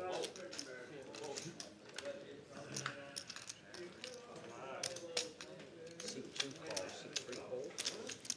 Chaz is just going to keep his foot on the gas here, sort of recognizing that there's just a lot of passive play going on at this table, and it's just, you know, as long as your hand has some sort of playability, you can do a lot of light raising just to sort of play in position against loose passive opponents that are going to have all kinds of random hands that are going to make bad hands that you can just sort of push around. Ming is going to 3-bet this, and Chaz is going to call. Yeah, I mean, this is just sort of like standard Chaz, just knowing that, like, my hand doesn't have to be good. I'm in position. If you guys show weakness later, like maybe you're trapping me, whatever, but I can just push you guys around a lot of the time. Ace, Queen, Queen. Not a flop that connects with Big Daddy Chaz or Rhett. At the moment, does have a gut shot to Broadway. Ming here, though, I mean, this is definitely his board.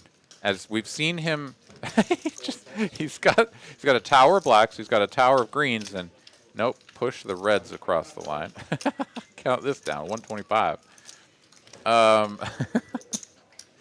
So yeah, I mean this is his board, right? Like we've seen him limp and call and stuff with everything. So the fact that he's 3-betting generally leads me to believe that he has like a big ace or could be pocket kings. I mean, who knows? Something like that. I mean, he's going to get called in both spots. Like Big Daddy Chad's just going to stone float him here and see what develops on the turn. So 5 of clubs brings in a backdoor club flush draw. Checky, checky, and Chaz can hammer this now. It's like 700 and something in the pot. I mean, yeah, he could just bet like 500 here and take this down.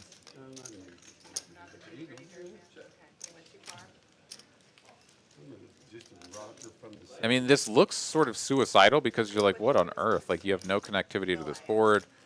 You have no draws. And, oh, he's just, yeah, I guess he is just going to shut it down. All right. 5 of spades now on the end. I kind of expected Chaz to, after floating, I guess once Rhett calls behind on the flop, it's kind of like, ah, shit. Now, you know, trying to get 2 of these ranges to fold is kind of tough. Check from Rhett. Ming's going to bet 1/3 pot. And yeah, Chaz now. If he didn't give him the business on the turn, I don't know. I guess he could still do it. He got away with murder earlier. Yeah, he's going to do it. He was just sort of waiting to see how things went on the river.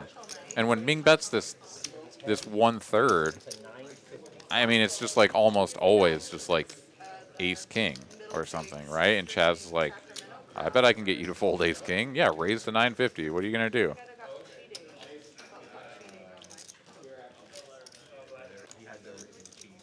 He had the feed for the readers, the R5 readers, so and what does Ming do for 700 here? If he calls, pot will go up to 2.6K. I mean, he's getting a pretty brilliant price here. I mean, if you have kings, you're kind of like, ugh, you know? You're almost getting a good enough price, but like your opponent just has to have like busted clubs a ton of the time, or some sort of nonsense that didn't bet the turn, like Jack 3 of diamonds. But yeah, otherwise you just sort of give him credit for a queen a lot of the time. Ming here though, touching his chips, that means call. And Jack 3 of diamonds, it is ace. I can't see what that is. What is the other card? King, Jack, ace, king, ace, Jack, ace, Jack. Okay, there we go. So Ming will not be pushed around as Big Daddy Chaz went for it and couldn't get it through. Ming, a sticky man. Yeah, so against Bill, Chaz went for the massive overbet bluff. This time went for the smaller, more value-heavy, pardon me, sizing. And Ming just maybe not the player to go for the smaller sizing. Like, if you're going to get him to fold, it's got to be for a big old chunky little bet. But even then, I don't know. I mean, Ming thought about that one for quite a while, obviously, for just another 700, but does settle on the call. And Big Daddy Chaz looks to be topping off once again.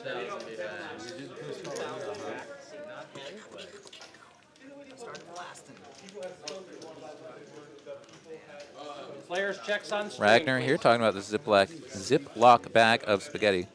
Yeah, I expect that there's a Ziploc bag of spaghetti with my name on it up there on the 24th. 1600, 16 please. 16? And Ragnar saying, never getting to last longer with a nit. You'll blast through 2 bullets before Lottie even sees a flop. I mean, you're not wrong. We definitely have to set up the the rules of engagement. Like how does this work? Because yeah, if I'm gonna do a last longer with Will, I don't want to enter the tournament in level 1. Like, definitely a chance that I'm gonna go broke before Will for sure if he can just knit it up for 4 levels. And like you said, barely see a flop. Not that Will would do that, but if there's a last longer on the line, I'm more inclined to think that Will's the guy that will maximize his EV in that one. All right, Ming is in the mix. 10-9 off suit. Trying to get in there for the 30 that Rhett made it, but Will I am waking up with a primo out of the straddle. He's going to raise it for 3 bets.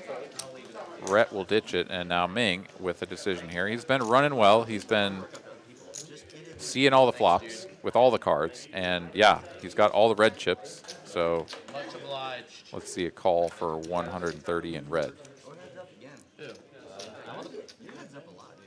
I want to call you, but you don't believe it.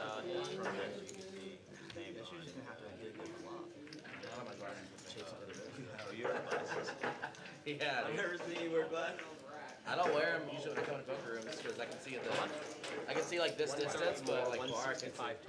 Only when you see different. Ragnar saying that I'm the max late reg gang. I generally don't max late reg, but there it is. Called it. Called it. 130 in red. Let's go. The Malibu man. All right, here we go. Heads up to a flop. Ming will be out of position. Flops top pair. Why not? That's just how we roll when we minging it. It's good. It's good when you chase it with the whiskey, man. That Checks it over. good combo. This is a pretty gross board for Ace King to c-bet, right? It's just like, yeah, you can hit a jack or a queen to improve to some stuff. It is sort of disconnected enough in terms of the suits to take a stab at this. I mean, I don't hate it, but obviously if you get check raised, you're just done. 210. Ming should be just calling. I mean, I guess there's merit to a check raise every once in a while. If he does, it'll be to like 425. Maybe 450 would be my guess.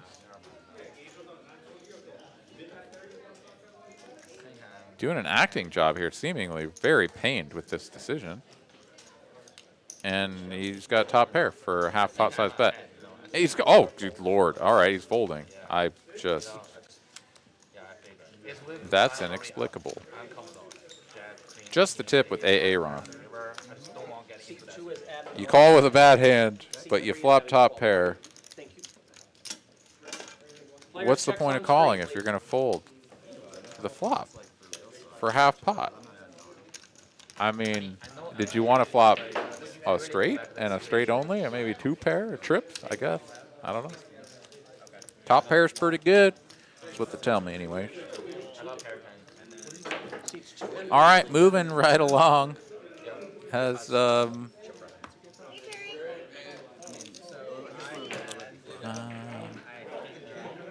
some sippy cup talk. Yeah, I mean the cups like that are generally speaking not encouraged to be on the rail like that. That is certainly true. Players, checks So, on screen, please. Y'all need to quit taking. We're getting Yeah, like 10 ideally 7 years. that cup is placed on a cart away from the table. If you have a lid, right, like Big Daddy Chaz, he's got the cap screwed on his bottle of Malibu, right? So like, even if he knocks it over or someone else knocks it over, it's just not going to spill everywhere. But the open cup has a slightly different physics scenario that plays out there. We've got some limping. We've got some more limping, and then we got a raise. Will I am here says no more limping. And Ming, I think, so, I mean, Ming seemingly is one of those feel players where it's kind of like, this hand feels good, this hand feels bad, right? Like, I flop top pair, but you c-bet, and I just feel like you've got aces. I feel like it, I'm going to fold you the top pair. Here, limp, and then fold. Queen 9 of diamonds for like another 35 bucks. Dude has limped and called like 50 with way worse, right? Would have flopped top pair. And is now just not winning this hand. I mean, I don't know. It's just sort of curious. 7 of spades on the turn pairs the second card. Neither player gonna love that, but Avishai with the bottom pair here. Bet the flop. He's gonna bet the turn as well. Why not? Two flush draws there to get value from. Will I am is gonna go ahead and fold though. And Avishai will take it down. All right.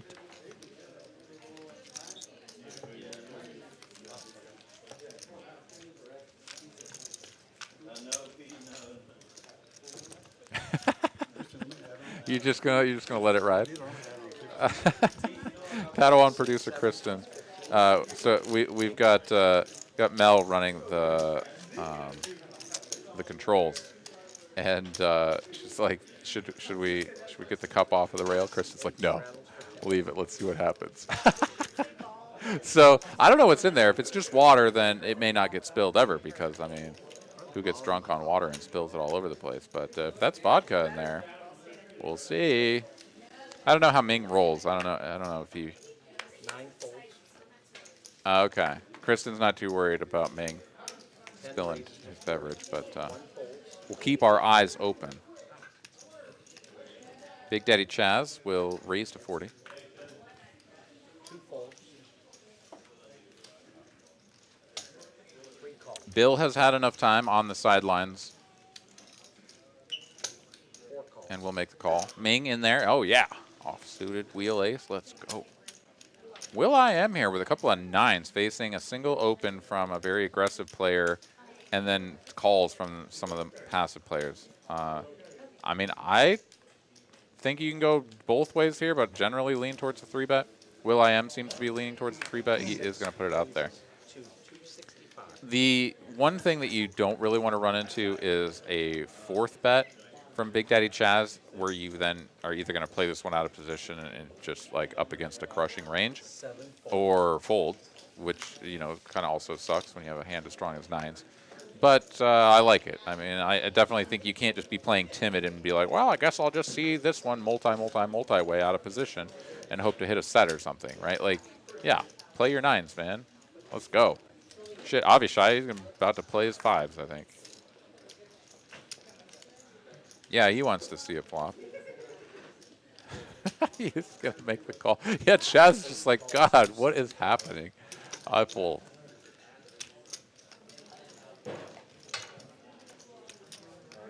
If he knew what these opponents were doing with this stuff, Bill's in there too. Ming, you can't fold now.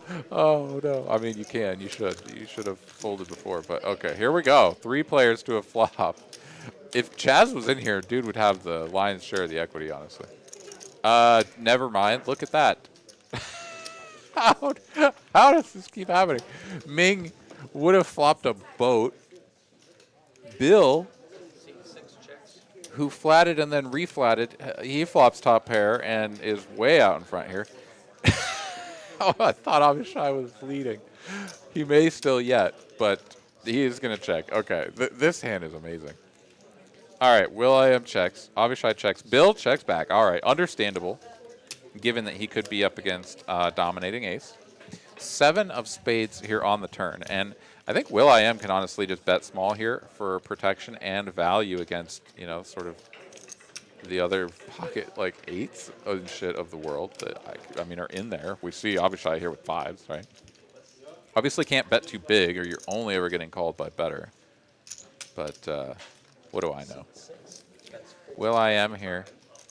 Bets 475. Okay. That's over half pot, which is now solidly like value bluffing.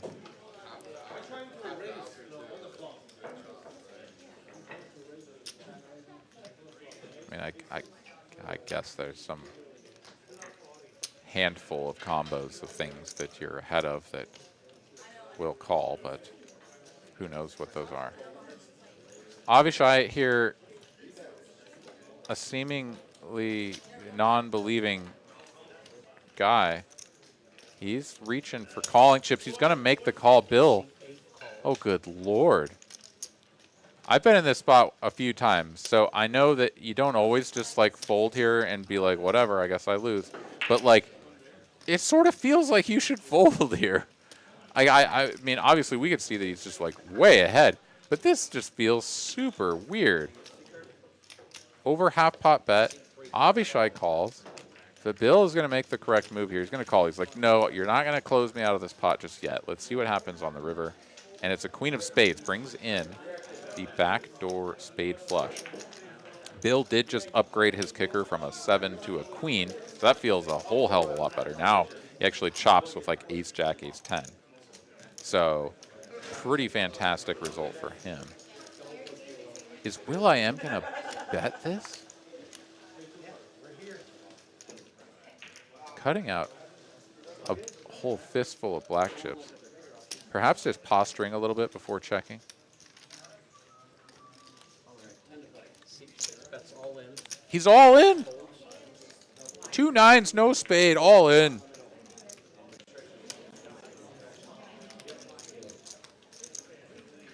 Two nines, no spade, all in on the river.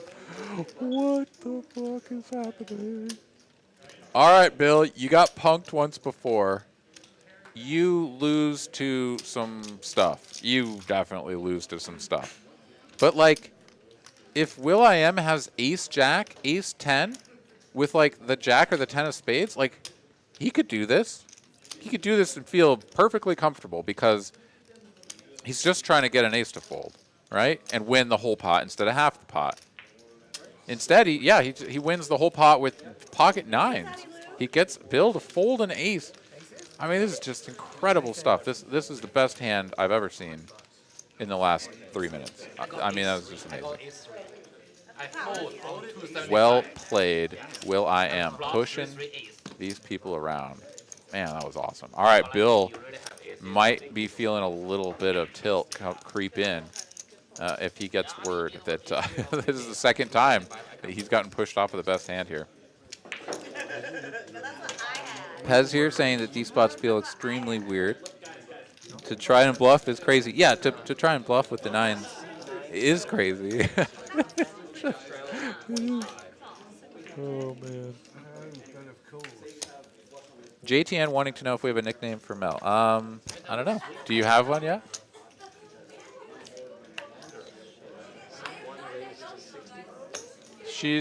Yeah, I don't know. I don't know about the youngling. Some people apparently were trying to get that one to stick. I'm not sure. Mel wasn't taking it. Wasn't biting on that one either. So Ragnar here does want to give you guys a shout out though. Says that you guys are doing a fantastic job. The stream has been flawless and it generally has been very well done. So good work, you guys. All right, multi-way action here once again. Everyone occupying a different suit. Hearts really got left out on this hand. But Caitlin will flop a flush draw and a pair. 200 in there. She's going to bet quarter pot. Chaz has a pair. Rhett has backdoor steel wheel draw, I guess. So for quarter pot, does he want to peel one off? Backdoor Broadway draw as well. So. I mean, there are some funky opportunities, but yeah, he's just going to ditch it. I think that's pretty reasonable. Chad's here, though. He's not going to go folding with a pair. Not just yet. All right, heads up to the 9 of spades on the turn. There was the backdoor spade coming in for Rhett. Chad's going to check it over to Caitlin, and she's going to continue building this pot. 310 in the middle. She'll bet half pot. Quarter pot, half pot. A little bit curious. I would say that generally speaking, most players aren't betting these sizes if they have something large and in charge, like a good king, right? Because you kind of like, look at these draws everywhere, right? Like, I don't really just want to bet small and give them a good price, but no matter, as Big Daddy Chaz makes the call. She gets there on the river, makes the nutties. And Chaz now is going to take a little stab at this, I guess. There's a one-liner to a straight. The diamonds come in. It's a little bit strange. Yeah, he's going to get snap raised to 1K here, as he bet 375 here, just sort of targeting, I guess, like King ace. I don't. Honestly, I'm not really sure what that bet accomplished because.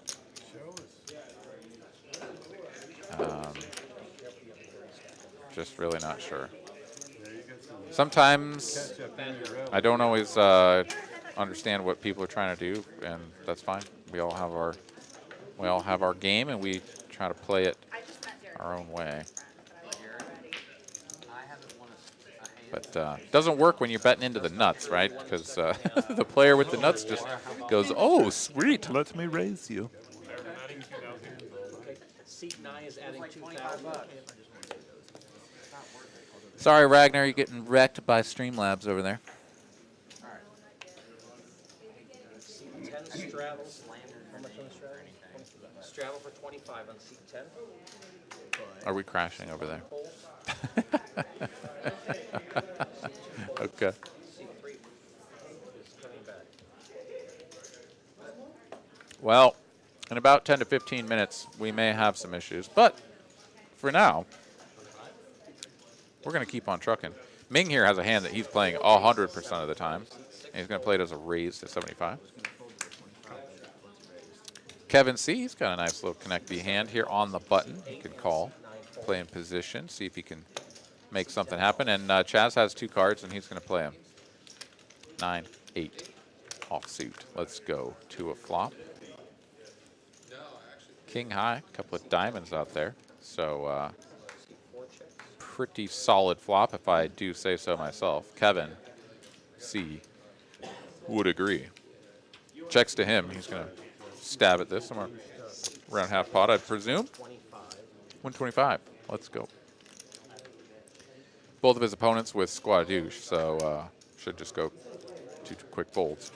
And by quick folds, I mean think about it for a minute and ponder the meaning of the universe. And then fold. Okay, there it is. Kevin will take it down. So it went well. Thank you.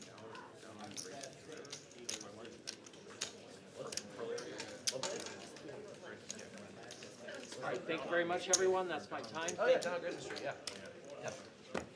Thank you again. Nice, thank you. Yeah, the pearl area is really nice. Let's see, Mr. Pratt, are you still hanging out with us? If so, maybe just about time to fire off another wager. So I got here at like 1:30, something like that. Around 2. Mo here, tell Caitlin she needs to get some Hollywood in her game. I don't know. The Hollywood, I don't think that actually gets people paid. Like, I think the Hollywood, if you're ever going to do the Hollywood, whatever, you know, and that's sort of colloquial terminology for like acting, you know, either like, oh, I really don't want to call, and then you go all in, or, you know, just whatever nonsense. If you're going to do it in one situation, like, you better be practiced and ready to do it in another, because otherwise it's just like always telling your opponent exactly the thing. Like, so here's just a tip. In the low stakes game, if somebody like goes really like out of their way to act like they're really distressed and everything's awful and oh my god and I'm so unlucky and whatever, and then goes all in, right? Like, they just always have it. So like the Hollywood thing, like, if they had just sat there calmly and collected and like thought about it and were like trying to figure out what they're going to do, and then they go all in, right? Like, you might be like, what the hell? Like, I don't know, maybe this guy could be bluffing me or something. But when they give you the speech and they hem and they haw and they say all this stuff and then go all in, like, they just always have it. And now, of course, there's people out there that are going to be like, oh, well, maybe I should start doing that. Okay, cool. Give it a try. If you can get some stuff through, get people to fold by doing it, then great. But most of the time, I just don't see that happening. Anyways, 9, 8, 7, couple of spades, so super wet board here. Knew he wasn't going to win. He literally, before the kid showed his full house, he's like, you win. Yeah, yeah. He basically just wanted to get rid of all his cards, right? Dude, that's... And so, but it gets better. It gets better. It gets better, dude. So, All right. Caitlin has scanned her hand, Ming as well, but neither of them have connected with this board in any significant way. Everybody else struggling to place all 4 cards over the scanner at the same time. And vigorously rub them And 10 around. minutes later, well, Kevin has a he knew he wasn't good. pair, flush draw, backdoor flush draw. He's got some stuff, but He was just donating. Who cares? Will.i.am is the better. I'm like, dude. would you rather not 4 call? players And then I just looked at to a it, turn. 6 of hearts. All right. I looked at the kid and This told is him, the most connected board of all time. and I was like, you know what? I was like, I'm sorry, Sal, can I tell you to fucking do it? Kevin C here actually still only has a pair of jacks. And then 2 like pretty mediocre draws. Walked out. Walked out. He's gonna look at it and be like, wait, do I actually have anything? Cash apps me $5, Kind and then of no not cash really, apps, but I and mean, then I've you got get like, tip. there's a bunch of cards in the deck that can peel off where Kevin's hand improves to something. I mean, the Whether or not that something will be good is the other question. He's just gonna fold it. Yeah, I mean, I don't know. I guess I probably feel compelled to call for 125, but like I also get it. Like, how good can your hand ever be? The thing with having 2 jacks there is like if you ever get like an offsuit 10, right? It's like, oh, I guess I just have the jack high straight. Probably good. Would have made the jack high flush had he stuck around. And we're going to showdown. I think the jack high flush would win this. 10, what the fuck is that? Oh, 5-7. 5-7 for the bottom end of the straight. Rhett has 10 something. 10 jack for the nut straight. And yeah, the jack 8 of hearts would have won this. So Kevin sort of will lament his misfortune of folding the double draw, the quadruple draw, whatever the hell it was. And Rhett will scoop the 665 with the flopped straight that, good lord, he never potted that. Those were small bets. I mean, I guess you sort of going back to what we were talking about before, where it's like, oh, you flopped the nut straight, like, better not pile a bunch of money in there because you're probably going to get outdrawn. The flip side is that when it's a single board and you don't have people that are like, oh, yeah, I got the stupid draw on that one and something good over on the other one, right? Like, those are the ones where your flopped straights really get fucked up, is because somebody else is just in there with like the 7 high flush draw and hits it or something, or a bottom 2 pair and hits it for a boat.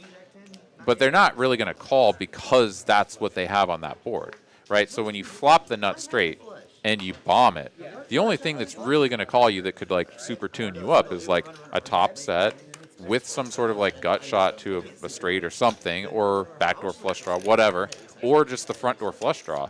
And like if you pot the flop and they brick it and then you pot the turn, those guys aren't really going to want to continue anymore, right? So that was like the perfect spot to just like pot the flop, pop the turn, and win the pot in a better way than like showing down on the river after everybody got there for $125 or whatever. Anyways, that's my take.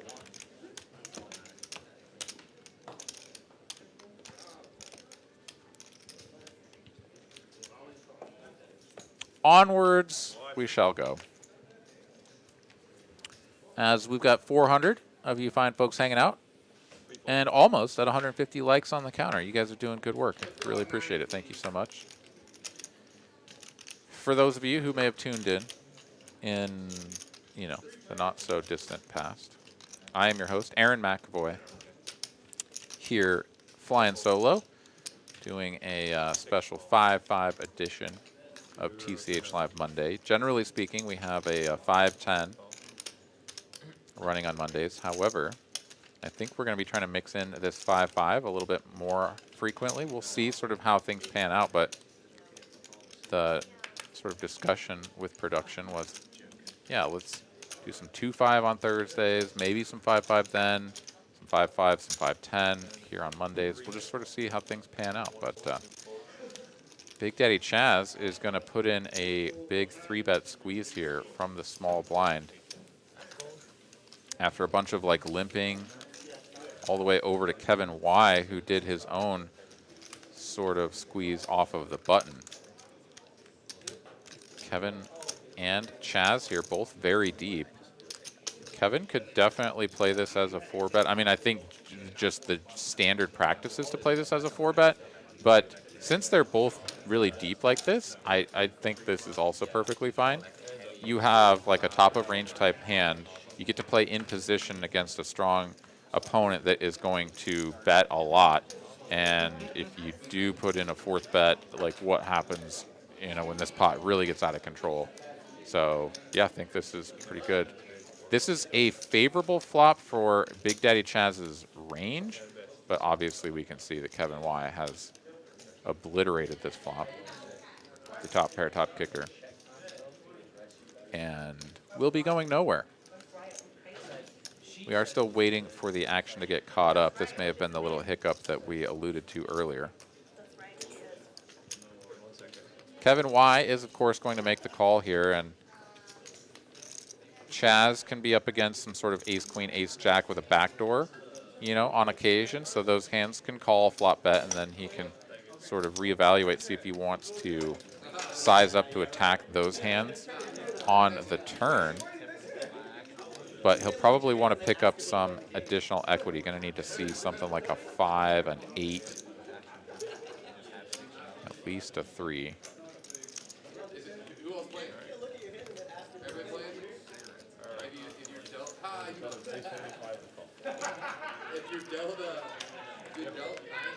Oh, it's a jack of spades. And now it's getting kind of tricky to continue telling the story. Like, yes, you're going to have some ace queens, but like your hand is just completely dog shit right now. And your opponent can have all kinds of stuff. Hell, your opponent can have ace queen, right? Like ace queen is actually going to be a pretty sizable chunk of his 3-bet calling range. Kevin Y here, not going to check this back, is going to go for value here. And I think this is a little bit dangerous. Like, obviously, it's just going to get through here. But he bets 2/3 there. I mean, what do you do? I guess you like bet fold that if your opponent goes all in, or just like bet call it off and be like, yeah, it's Big Daddy Chaz, fuck him. I don't know. I mean, I get it. You have top pair, top kicker, but that is a super connecty board. And I don't know. Generally speaking, I think it's a pretty good spot to just check back. Having to fold that hand ever would just be awful. And I'm not sure that you could bet 1,000 to have your opponent go all in and then fold for the remaining, whatever it was, 3K or something behind. Maybe he's just like never folding. And what I'm saying doesn't mean anything, but who knows? Who knows and who cares? Because we're on to the next one. Ming's got an ace and he's going to call.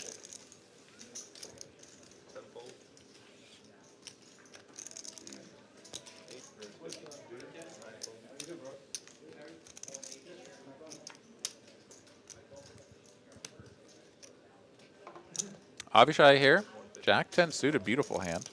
Gonna raise it up in the hijack. Big Daddy Chaz is not letting anybody get away with anything here. He is just gonna 3-bet these guys relentlessly.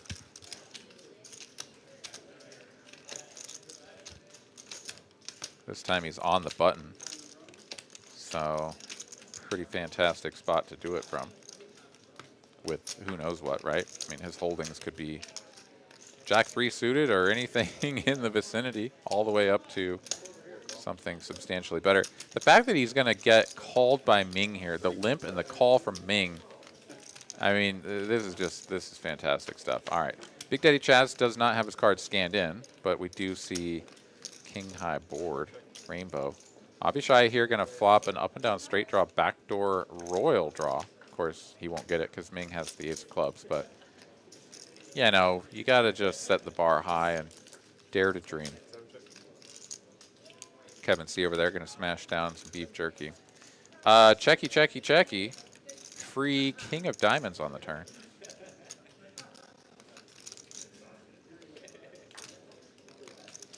I mean, yeah. Ming, pretty standard check, and now Avishai here is going to go ahead and bet for, whoa, 1/3. Okay. I mean, this looks super strong, and he's just going to win. Yeah. Big Daddy Chaz obviously maybe not getting out of line, but doing this with something that clearly has not connected with this board or even been a pocket pair, as I presume any pocket pair that would be 3-betting pre would need to peel off a river for 150. In any case, we move right along. We look at the chip counts there. Kevin Y 5.5K. Ming hot on his heels, and Bill rounding out the bottom of the chip stacks on 2.5K. You could set the bar low and dream to dare. Yeah. Yeah, it could also do that. Will I am. He's played a lot of pots. He's going to raise.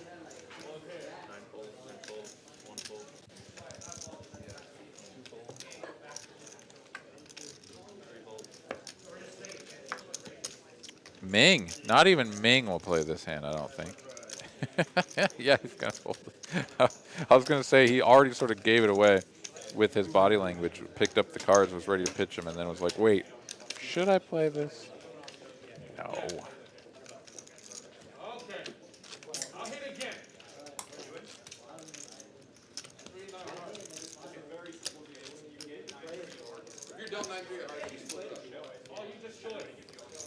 Show it or play it and then make sure you show it.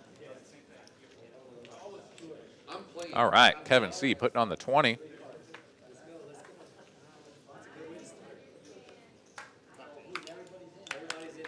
Abishai has no love for the game. Fold the 7 deuce. Kevin Y is not Jay Win, so he will not open the 4-3 suited from +1. Caitlin, though, got a little spicy here from the cutoff. 8-6 suited. One gapper from the cutoff. I like it. Ming here, big blind. He's going to Ming click it to 100. And Will I am. Oh, yeah, you got to get in there with that ace-10 for sure. Kevin C. He's going to orphan his little babies out there, though. And that is going to be just 3 players to a flop.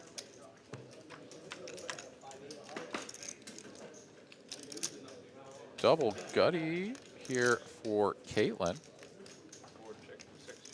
That's not a double gutty. I lied to you. How could I? Just a single gutty. Checks through very quickly. 9 of spades on the turn. Ming picks up a spade flush draw, and he quickly fires out 1/3. Will I am here? I mean, honestly, with no spade in hand, I kind of like this as a call. It's weird having Caitlin behind, but like nobody bet the flop. Like ace high is going to be good a fair amount of the time. Caitlin is going to hit him with the business here. Raised to 400, and Ming sort of instantly like looks over, tilted the head. What? But you checked the flop. You can't have a 9. Oh, you can't have a 9. You can have anything that beats me. No, not really, but well played, Caitlin. Show them how you do. Yeah, well, I guess I just lost my Pratt. My Pratt is gone. Oh, shit, I missed Anderson. What's going on, buddy?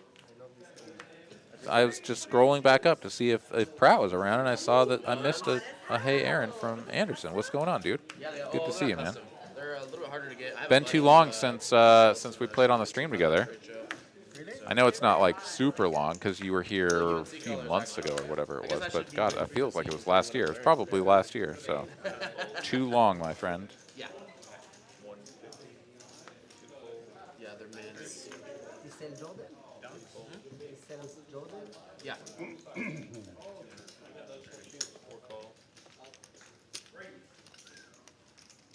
Ming, offsuit ace, get in there. Will I am with a good squeezing candidate from the big blind. Was a raise to 50, and he's only going to 3-bet to 175. This is like, whoa, Caitlin snap folds the 8s. I mean, that's like a pot builder bet. That's not a, like, I have aces bet. I mean, I guess some people do that, but Chase, you bet the game? I'm seeing a flop with 8s, I'll tell you that much. Bet the game? Ming here for 125. Kansas? No, I want you to see it. Dude, look what I'm fucking wearing, dude. I go to college basketball, I was like, shit, dude, now I'm wearing all these, like, UNC. Is that a red chip, so he's going to have to make this call with the black and the green. And we are going to go heads up to a flop 420 in the middle. Kansas minus 4? 10 high, a couple of spades, and 1 heart. So, you know, top set. for Will.i.am. 100? Gonna take a peek, be like, oh yeah, top set. That's what fun split. Check it back. Ace of clubs, perfect turn. Couldn't have drawn it up any better if Will.i.am had tried to do so. Offsuit ace on the turn. Gonna start betting now and see what he goes for on the sizing. 90? Good lord.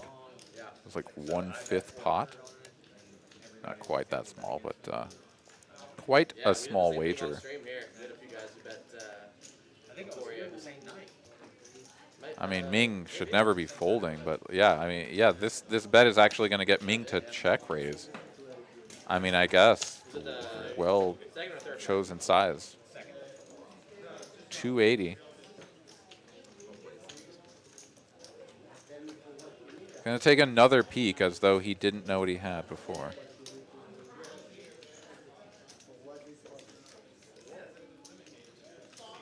Now, playing this in position, right? Like, the natural tendency is to like, oh shit, I just got raised, let's re-raise him, you know. But like, you probably just call here.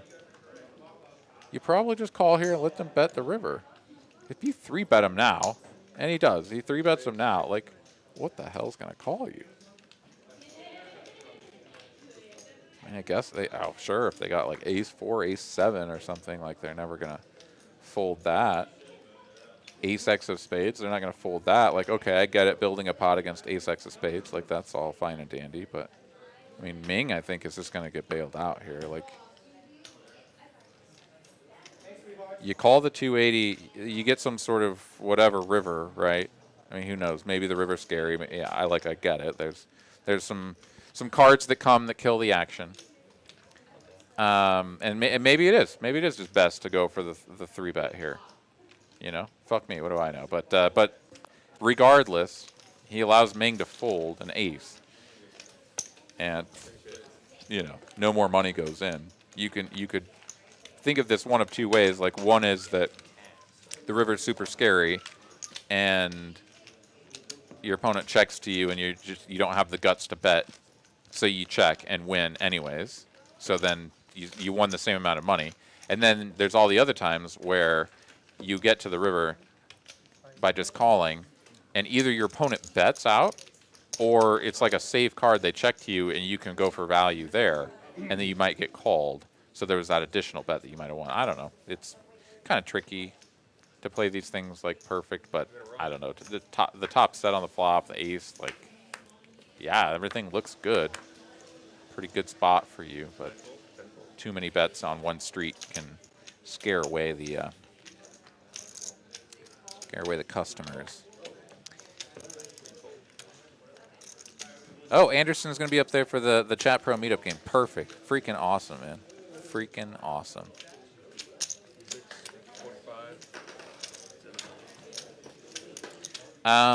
Yeah, we should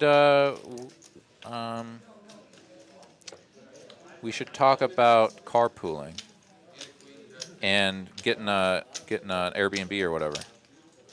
I'll drop into your DMs after the stream, and we can start to throw some ideas around, or I don't know, maybe you've already got plans or whatever, but I think that would be cool. Get a sweet pad and cruise up there together.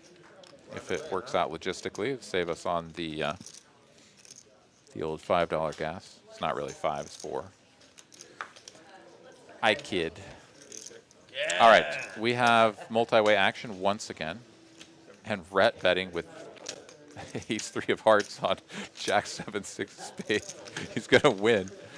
This is just amazing stuff. All right, why not? Let's go.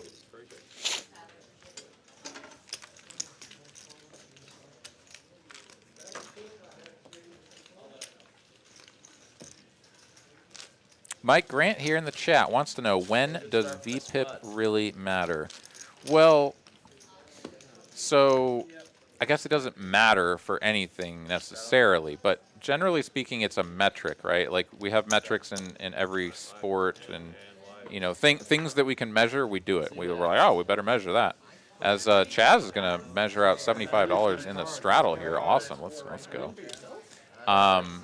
But what was I trying to say? Yeah, so VPIP, is just a measure of how often people are trying to get in to the action. And people with a high VPIP, people that are trying to play a lot of hands, people like Ming and Will.i.am, right? Like, they're going to have wider ranges in general simply because they're playing a bunch of hands. Like, they can't just always have good hands unless they're just running like pure God. They're just going to have a bunch of wide range crap, nonsense, right? And if that's the true, then you, yeah, it's just a walk. Big Daddy Chaz is like, let's pump this up, and instead he just gets a walk. But yeah, so if you are recognizing that people are playing a ton of hands, like, you just start 3-betting them. Start trying to isolate these people and play against them because you know they're going to have like 10-7 off and 6-9 off and just whatever the kind of crazy stuff, the ace-3 off that we've seen people calling 3-bets with, right? And if they're calling with that kind of a range, like, you can really put yourself in a good position to win inflated pots against people that have really mediocre holdings. So, in terms of what VPIP actually means, you know, it's just a metric. But as far as a player and exploiting someone, you can use your perception of high VPIP to your advantage. Hope that answers your question. Demand, what's going on, dude? Welcome to the stream, buddy.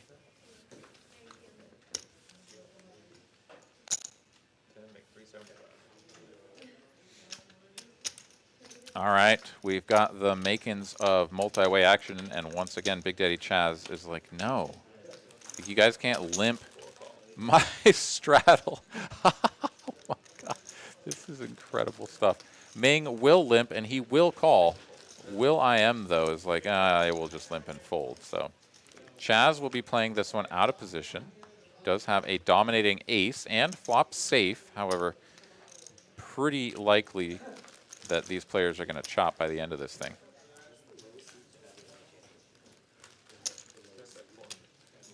Obviously, that, you know, is only if we get to showdown, which I don't think we're going to. Ming, though, is going to call. He is a sticky man. He is not going to fold for 400. 7 of diamonds. This is the spiciest card in the deck. Ming picking up a diamond flush draw. Big Daddy Chaz picking up the up and down straight draw and the equity to continue running this bluff, perhaps. It's also kind of a weird spot where, like, now you actually have some equity and you kind of don't want to get blasted off of it. It's kind of a weird spot, but generally speaking, when you pick up equity like this, you're going to want to keep running your bluff, and Big Daddy Chaz agrees. 1.6K in the middle, and this is a bet of, like, what, 925 or 1,000, whatever. It's showing up as 1,000. There's some sort of extra green chip hanging out there. And Ming now is in kind of a spot.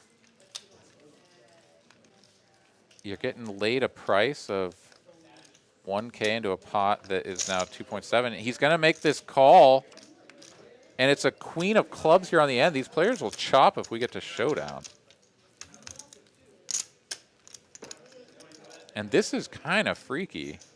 If you're Chaz, like, what is your opponent calling you with here? Do they ever have just, like, flopped boat or something just crazy? But Chaz doesn't give a shit. He's like, no, these guys just have all kinds of crazy random air balls, like ace deuce here, and, like, just blast it all in, and if they got me, they got me. He fades the snap call, and now he's like, yeah, like, you're just going to fold.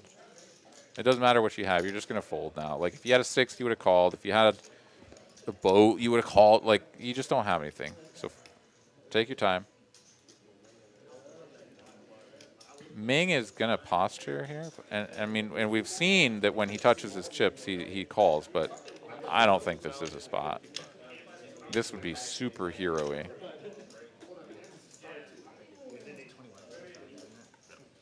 I mean, like you beat like 10 jack or something, right? Like,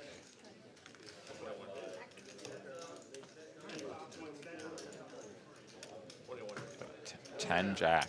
It's like the only hand I can see that you beat. I guess 4-5 or something. I don't know. Ming is sticky. He's put a lot of chips in this pot. He's seemingly thinking this one over.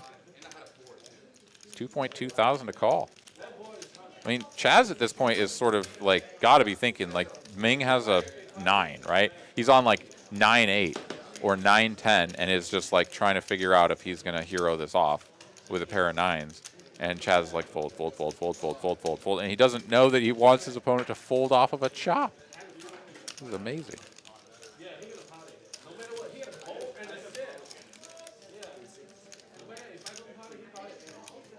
Ming here, still deep in the tank.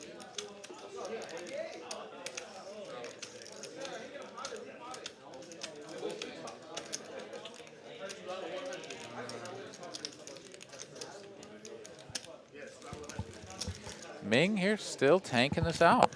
I mean, I'm here reading the chat, trying to see what I'm missing out on. We're talking about nuns and some other stuff, but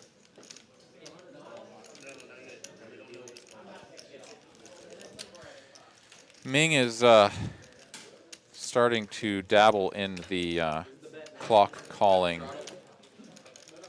area.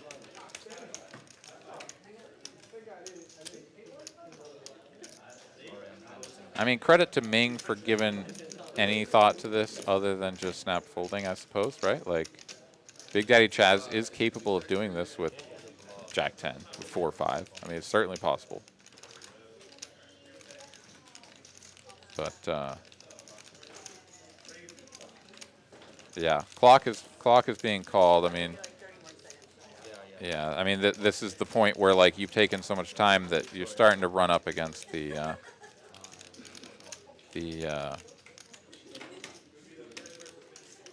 delay. I mean, not really, but like, you know, it's starting to get there. Okay, Ming is gonna let it go. He's gonna fold, and Chaz is like, finally.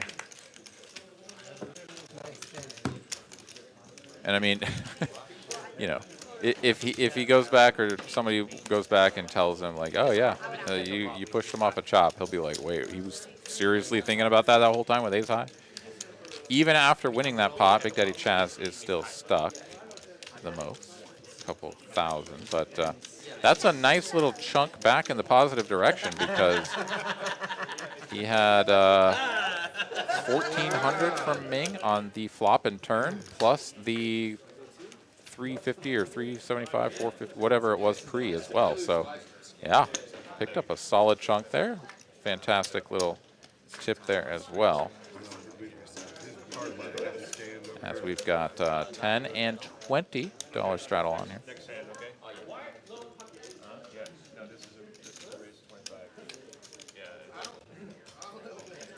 Did you mean to straddle? C2. Jez, did you straddle this? Yes, that was straddle. 5.5. Fold, 2 folds. And we're limping. 6 balls, 7, 8, 9, fold, 10 fold. Limping and folding. 1 fold. And Rhett will check his option.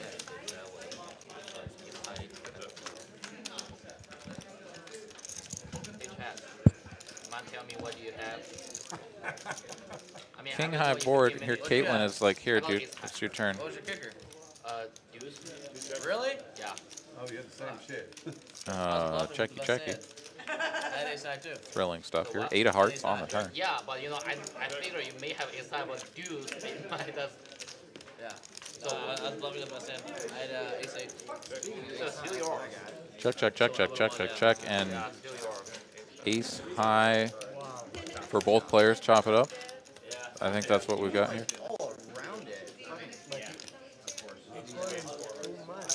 Yeah. Yeah. All right. Well, there you go. Ace 4, ace 9. Why not? All right. Looking at the chip counts, Bill, Ming, down there towards the bottom, 2.5K thereabouts. Big Daddy Chaz, 5.8K.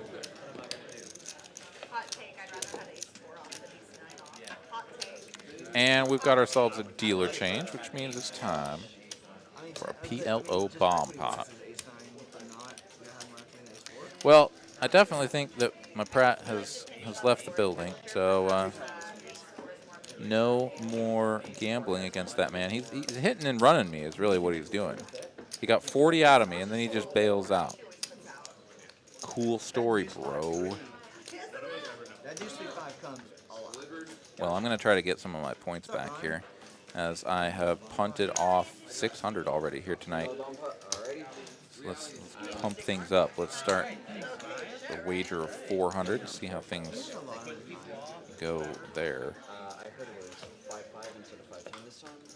So I look over at the like counter. We're up over 150. Thank you guys so much for helping us out with that. And ooh, bingo bango, roll a 92.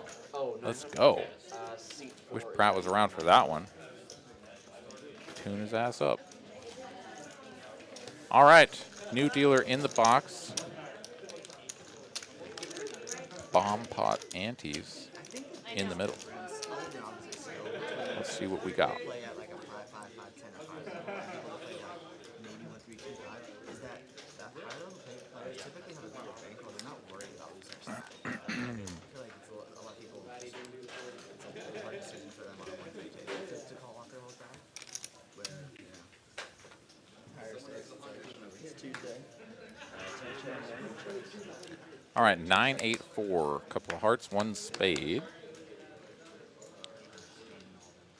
As we do the usual, wait for everybody to slowly get their hands scanned in.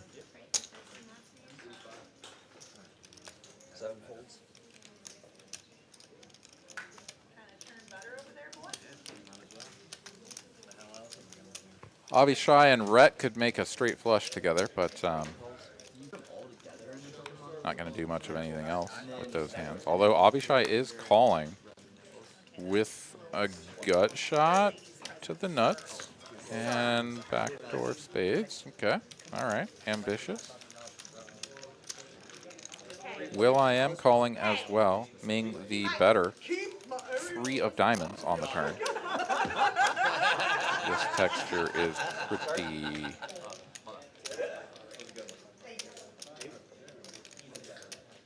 I don't know. Straighty. That's about it. Straight draw-y. Yeah. We don't have these other players' hands scanned in, but Ming is going to fire 250 into 330. And I think that's just going to get the job done, yeah. So we don't know what Ming had. We may never know. But he wins the pot. Oh, wait, he might be showing us. No, he's not. Just showed his neighbor, and that's the end of that.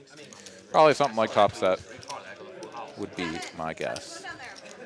Good. You doing okay? Doing all right. You keeping yourself entertained?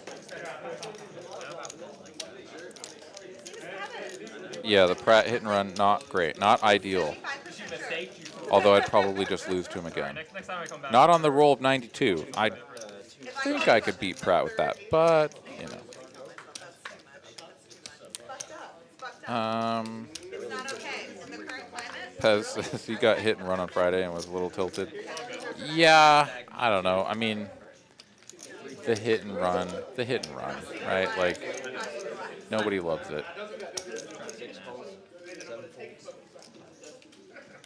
It's, I don't know. I don't see it very often, I guess. So maybe I'm just a little, like, immune to it or something. Because, like, every once in a while, like in the 2-5 game, there's sort of a lot of regular players, and then there's a few people that sort of pop in and out. And so maybe I'm just used to, like, oh, this is just the guy that, like, pops in and plays for an hour and a half and then leaves.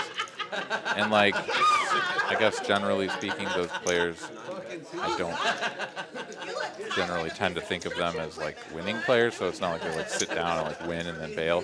So it's like, if you, like, sit down and lose most of the time, but play for an hour and a half, and then, like, the one time that you, like, sit down and, like, run it up and then bail in an hour and a half, it's like, whatever. If it's sort of your standard MO, then go for it. But at the same time, there is also, you know, certainly a very human element of, like, this person just won a bunch of my money, and now they're just, like, snap racking it up and leaving, and I don't even have an opportunity to try to get it back. Kevin flops top pair and calls. We saw Rhett fold the ace-queen, so it would have turned top pair, but it's now 4 spades on board. 500 in the middle. Will.i.am slows down with a check, and Kevin will check behind. Just hope to get to showdown and somehow be best. 6 of hearts here on the end. Doesn't interact with this texture at all, and Will.i.am now reaching for chips. Once again, the 5-10 in the middle. Let's see here. If he's going to rep anything credible, he'd have to go big. But no, he's just going to check. And it looks like they both have a jack. And Kevin's jack may be best. His kicker, I think, is playing here. Will.i.am gave him the table tap. And, yeah, that is going to be a pot shipped to Kevin. I guess Will.i.am had something that jack dog shit. Who knows?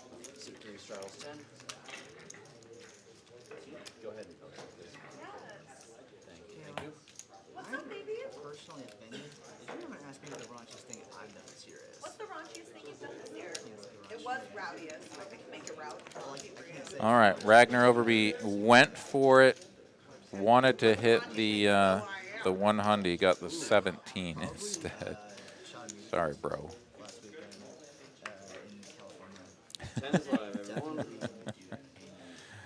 Oh man. All right, $10 straddle on. Ming here first act, going to Make it to church 2 times a week.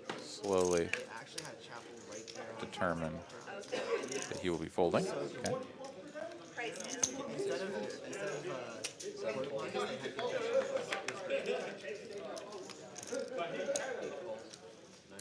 We're limping. We're limping. We're folding. We're squeezing. There we go. Caitlin has a good hand. Uh-oh. 3 cards were dealt to the 2 seats, so we're going to need to get the floor involved. There is significant action, and this player is not at the table, so I imagine this is just going to be a fold. And we will play the remainder of the hand as though nothing happened. Florida live stream. But we need to have that confirmed by the floor staff. So bear with us as we wait for the floor to come over. Quickly determine that this is not a misdealt hand. This is just going to be a mucked 3-card hand, and we will continue.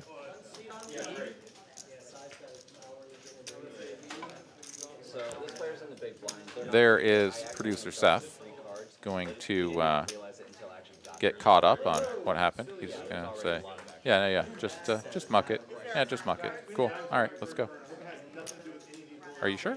Are we sure? Yeah, we're sure. Yeah. Doesn't matter. Cool. All right, here we go. All right. Hope you enjoyed that little play-by-play. We got everything sorted out. Did we figure that out? And now let's see. Oh, Rhett had ace-queen amongst whatever other card he had under there. So we don't know what he would have had, but ace-queen is what scanned.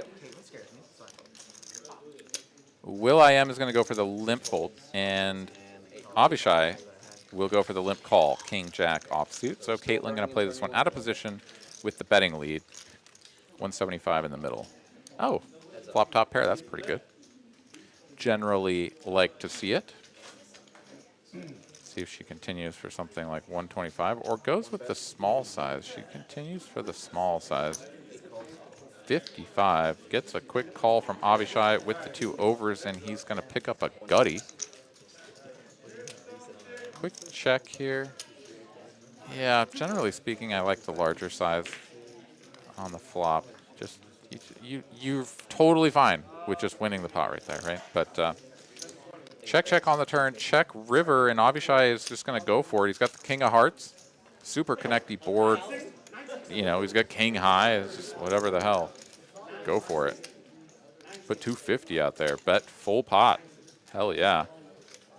Caitlin, she's going to let it go. I mean, I don't know what to say there. It's like the small bet on the flop, and then check turn, check fold river. It's just, it feels bad. I understand why. Like Avishai is just going to show up there with like a bunch of flushes and who knows what else. But he's also just going to have some air balls there too, right? I mean, obviously, he's got that one. But what do I know? We did it once, and there was a guy who apparently it's like extremely hard to do it. Someone said it was impossible. Will Lottie here saying that it's a dead hand. Oh yeah, no, absolutely, it's a dead hand, but it's not a misdeal for sure. Okay, we're gonna get 2-5, thank you. 2-5, please. Guys, my name's BMG. 30 minutes. I don't know if you guys got questions. Whose green chip is that, by the way? Is that yours? 10 plus. Yeah, Will saying that he had 5 cards in his hand. Yeah, I mean, if you ever have too many cards in your hand and then, like, you know, the action or whatever has gone on, and then you're like, oh, shit, I have too many cards. I mean, you don't get to play your cards, like, obviously. You don't get to, like, pick the best 2 or randomly pick 2. Like, none of that happens. Like, your hand's dead. You go away. But the remainder of the players in the hand get to continue. All right, what do you know? 5-way action. This is how we roll.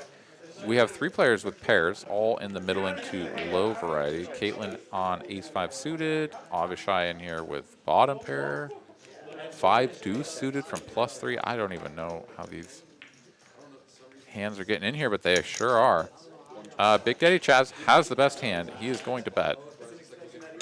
And Rhett will call. That should give, yeah, Kevin an easy fold. Rhett is going to check dark to the Jack of Spades on the turn. I mean, this is just weird, but yeah, you check it back as Chaz and hope that the river is sort of friendly. That's pretty friendly. How about river is set? And Rhett, for sort of an inexplicable reason, is going to bet here. Your 4s, I mean, you can't make a straight with a 4, so turning them into a bluff doesn't make a ton of sense, and I don't know. I think this is just one of those things where it's sort of like Red is like, my hand sucks. It's effective 5th pair, so I'm just going to bet and hope that I win. But yeah, now you get raised, and I mean, I guess you're just done with it. It doesn't matter. Going to show the 4s, and Chaz is like, yeah, no, I could beat that. I could beat that from the beginning.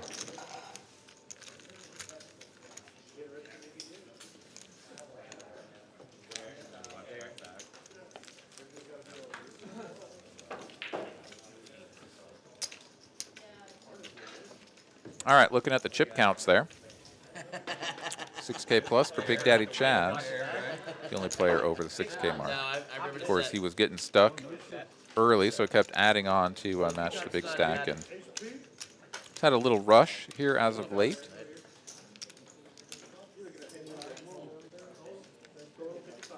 Got some bluffs through. Thank you, appreciate it. Made some hands. Doing what he do. Kevin C. been kind of quiet here recently. Card distribution not favoring him. Avishai limping. What time does the stream end? Chaz will be squeezing. 9:45.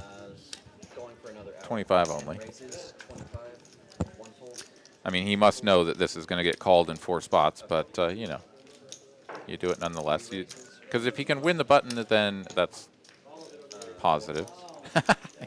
Wins the button, then gets 3-bet by Bill, snap called by Ming, and Avishai now will get out of the way. I mean, Chaz now has a standard fold, but I don't know. The thing is that most of these players have just been calling, right? So, yeah, I mean, his hand actually could function as a 4-bet bluff, but he's just going to call. Yeah, I mean, this is just kind of weird poker.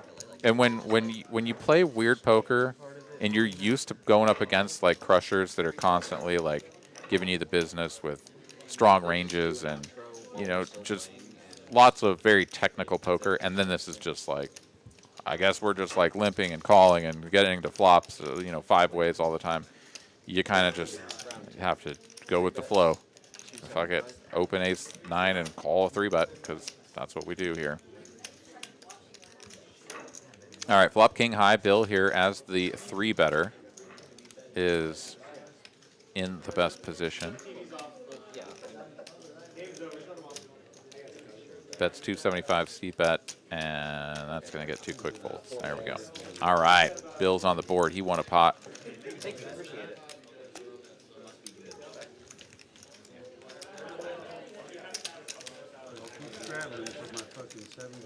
Oh, yeah.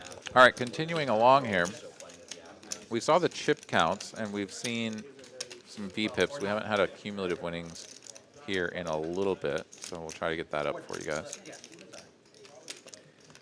But even after that little rush, I think Chaz is still stuck a little bit. And as of a little while ago, let's see, our bigger winner was, well,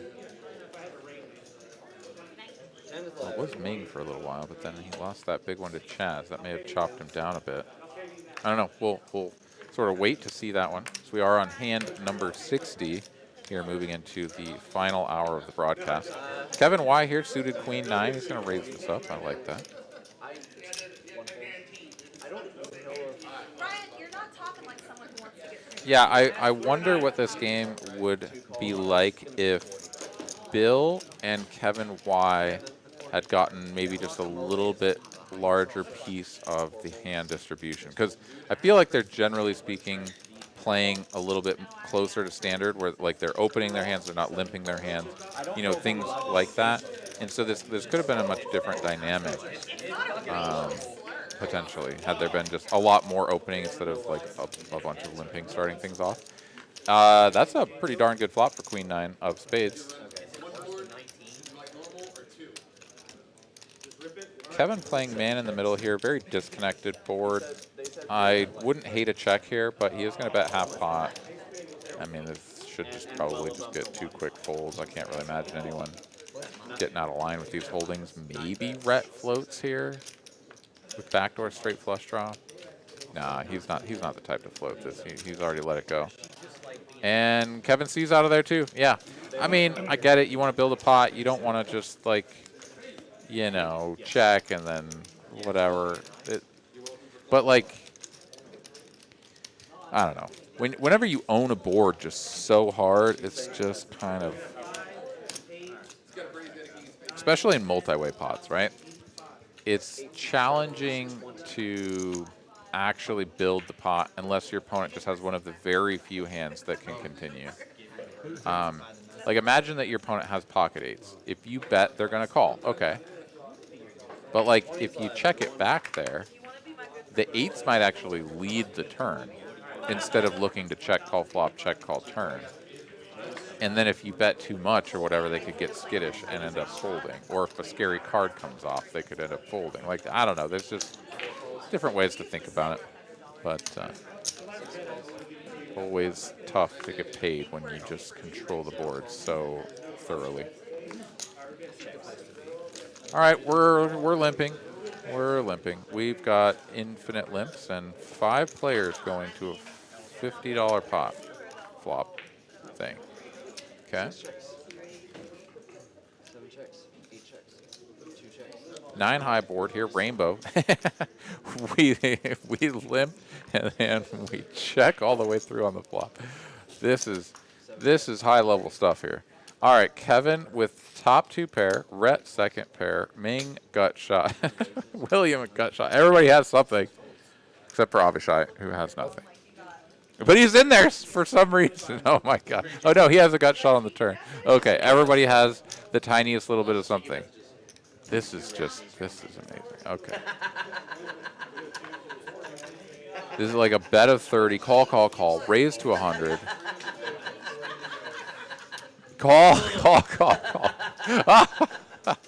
Kevin, please, Jesus, do something other than call. No, he did. He called. All right, he's going to river a boat, though. Red rivers trips. These 2 players are very likely to put a bunch more chips in the middle. 380 is already in the pot, or is only in the pot. Like, this is crazy. Oh, good God. Sorry. Okay. Kristen just pointed out the folly of my ways. That was the turn queen, which gave Rhett a better 2 pair. Now they both river a boat. Kevin is about to get wrecked. Okay, I apologize for missing that, but thank you, Kristen, for pointing this out.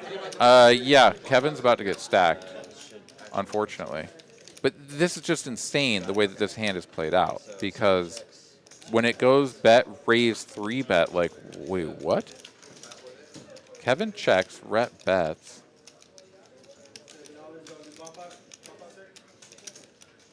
Ming is out of there. We can see that he doesn't have cards in front of him. 550. Raise, 2 seats is all in. Yeah, so this is, yeah, check, bet, raise, 3-bet all in, and a snap call, and this is just, like, super dirty. And the fact that the river started with 380 in it is just sort of insane, right? All the chips get in to make a 5.2K pot when the pot was 380.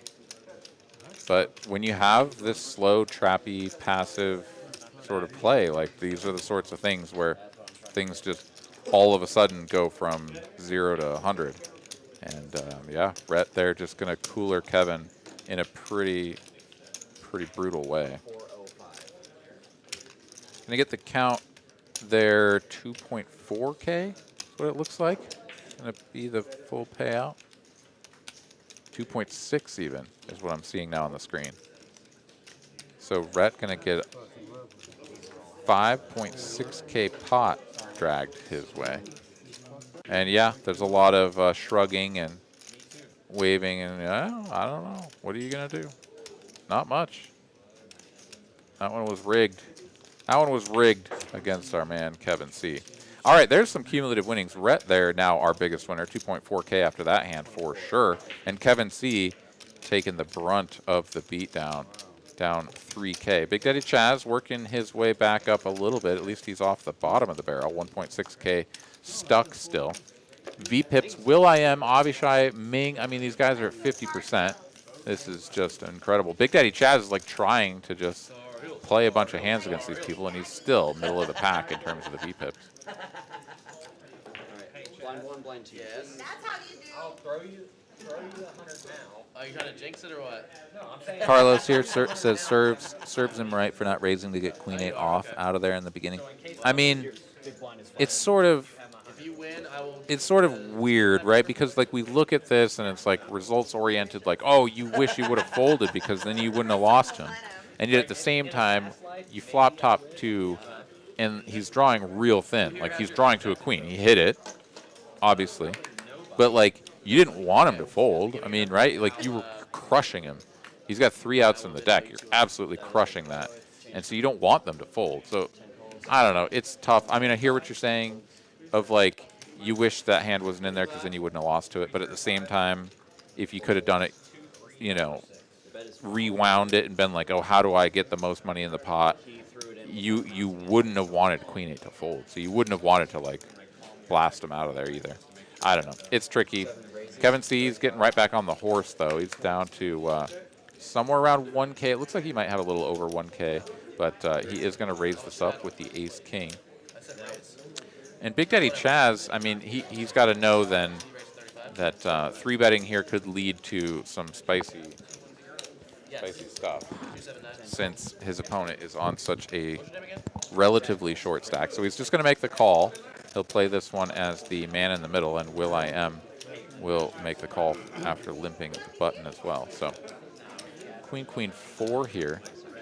Nobody connecting with this board.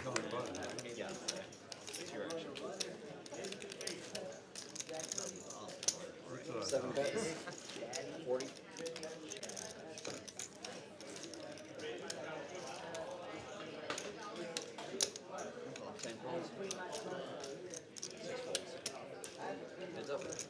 Kevin gonna c-bet for 40 here. Gets called by Big Daddy Chaz. 7 checks. 7 of clubs now on the turn. Kevin, quick check over. I mean, I think Chaz can just stab at this very liberally. I mean, 75 here should get the job done against a ton of holdings. Of course, the hope is to get exactly ace high to fold. 115. It's going to bet 110, which I mean is also perfectly fine, right? The small to medium-sized bets are just going to do a ton of work on this board and the action. Bets 110, takes it down.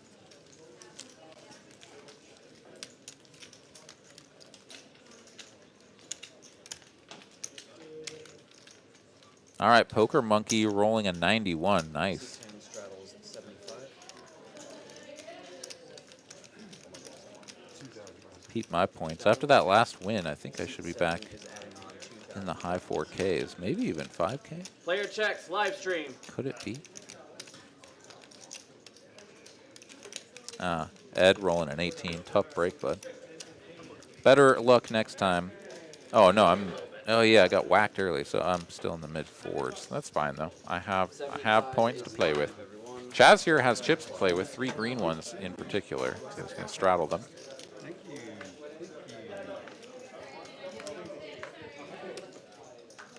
Rhett 1 pip off of the 9 triz.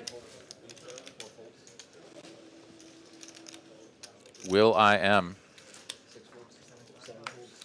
I mean, if that was a $10 or a $20 straddle, I'm certain he'd be limping that, but 75, he says, nah. Kevin here about to go to war with ace-6 off. Makes it 3x against Big Daddy Chaz in the $75 straddle. Chaz ain't going nowhere. King Trey. We're going to go heads up to a flop. Ace high. And let's see if Kevin continues here or checks. Generally speaking, I like a check here.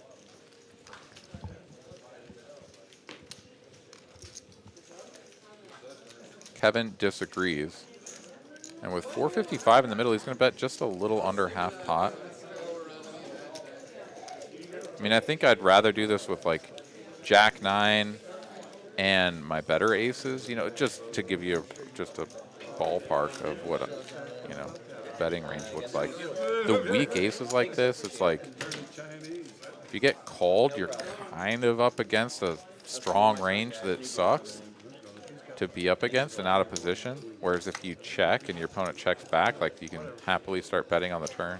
I don't know. Anyways, aggression frequency, Will I am there, likes to keep betting. Cumulative winnings, Rhett, of course, still up to 2.4K. Not much has changed. Caitlin, Will I am, both up over 1.5. It went from 7-0 run to... And once again, looking at the V-pips there, Bill holding the Lottie line, 15% on the V-pips. All right. KJ in the house. Gonna man the box here for the next 45, 50 minutes, whatever it is, or maybe less, we'll see. But are moving into the back end of the broadcast. Do appreciate y'all coming in, hanging out with us here tonight on TCH Live. Hope you're all enjoying yourselves. And yeah, if anybody has any questions, poker related or otherwise, drop them in the chat. If they go down a rabbit hole or get a little bit too spicy, I obviously am not going to engage in that. But yeah, if anybody's got some questions, drop them in there. We'll see what we can do.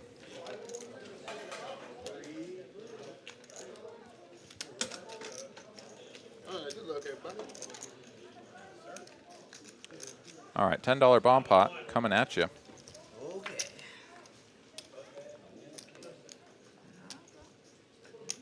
First card.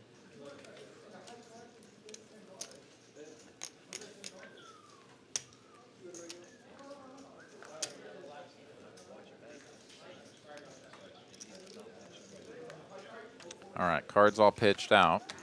Flop incoming. 90 is the pot. We got King 5 of clubs and a tray of hearts. Check. Get these cards scanned in. 9 checks, 10 checks, 1 check. I like Peanuts wants to know, what is the TCH rake? Well, there is no rake out of the pot, so the traditional sense of rake is 0. You do have to become a member of the social club. So you need a daily, monthly, or annual membership to be a member. And then you pay $12 an hour here in Austin to rent a chair and play the fine game of poker here with all your buddies. So $12 an hour is the closest to what one would consider the quote-unquote rake.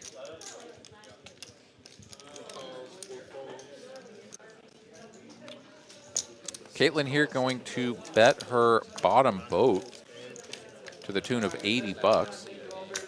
Gonna get called by Will I Am, who is drawing to a no good heart flush and tens full. He's gonna counterfeit her here. King's full of tens, and yeah, Caitlin is like, that's not really cool. It's not what I had in mind.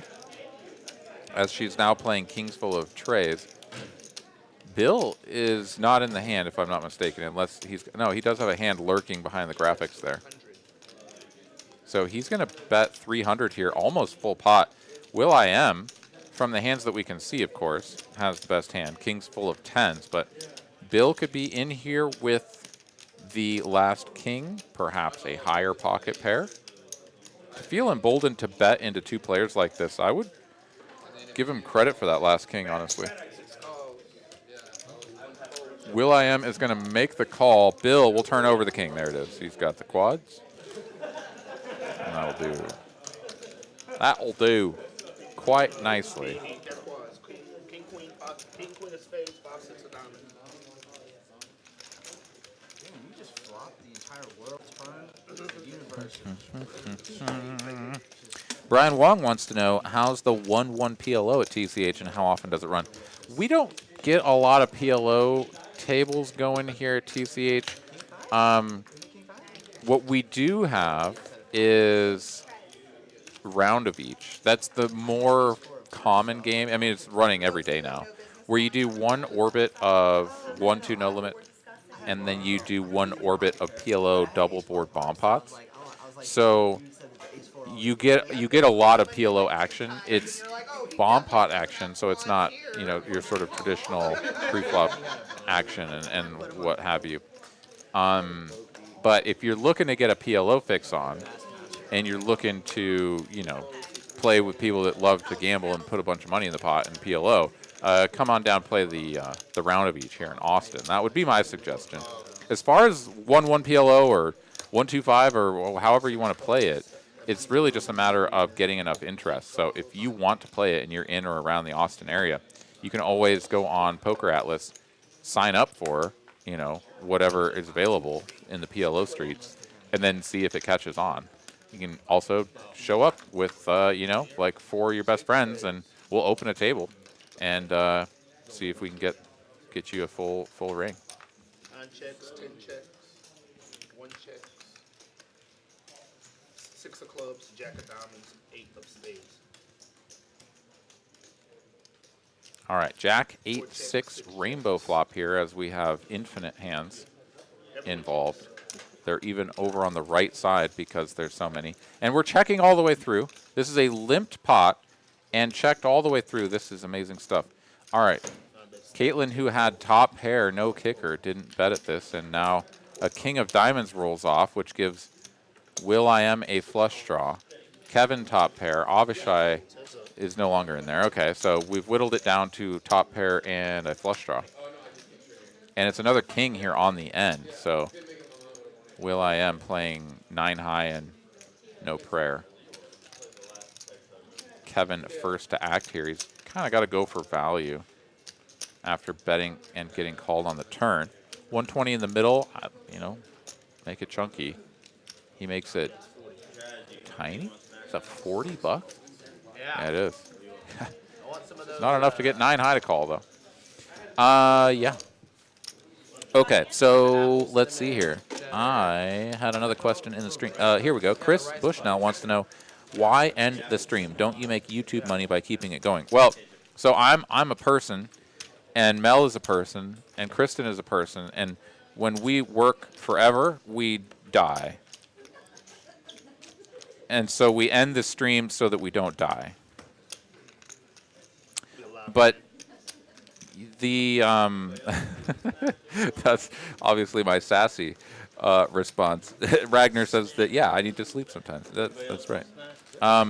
And eat things that aren't Taco Bell, but also eat things, you know, just generally, and drink things. Yeah, just generally do things that are other than sit in this broom closet and talk poker at you guys. So, you know, we do it for 4 hours. We have a jolly good time. We really are super pumped that you guys are here. We hope that you come back and hang out with us in the future, Chris, as well as everyone else, and be part of the team. You know, we look forward to each and every Monday hanging out with you. Avishai here looks forward to having aces and 3-betting to 150. Bill here on deuces. Yeah, he's going to peel off a flop, see if he can find a set. And Will.i.am, he's got to get in there too. King 4 suited. He wants to find a flush. Let's see if they can crack old Avishai here. He's playing in position with number 1. King high board. Pretty good spot. Bill misses his set. checky, checky. Avishai going to continue betting, and if I know anything about him, it's bet big. Yeah, here we go. 470 in the middle, 400 to go. Should be a quick fold from Bill and Will.i.am. You can't call with these really sort of disconnected high card hands and then just fold when you have top pair and a backdoor straight draw. He had no intention of even thinking about anything other than a call, so snaps it off. Jack of diamonds on the turn. Not the best card in the world for Avi, as some of Will.i.am's kings have just made 2 pair. But yeah, you're not like terrified yet. There's still a front door flush draw. You can be going up against king queen, king 10. There's still plenty of hands to get value from. 1.3 in the middle effective stack. 3.3 for Avishai. I'd like us to continue here. 800, 900, right? Might be going just a shade over that. No, it's 800. No, it is 1,000. Okay, I'm wrong. This might be just a little bit too big.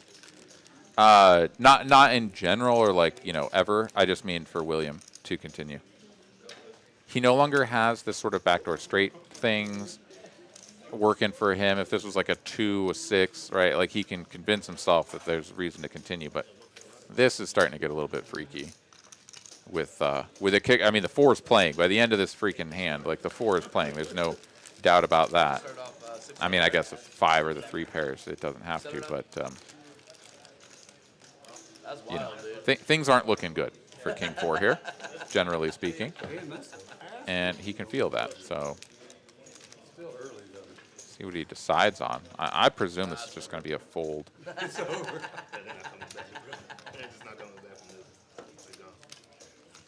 Ming, I'm sorry we're out of peanuts and we have pistachios.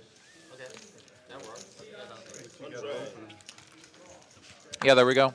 Does land on the fold, and Avishai will get no further chippies in the middle.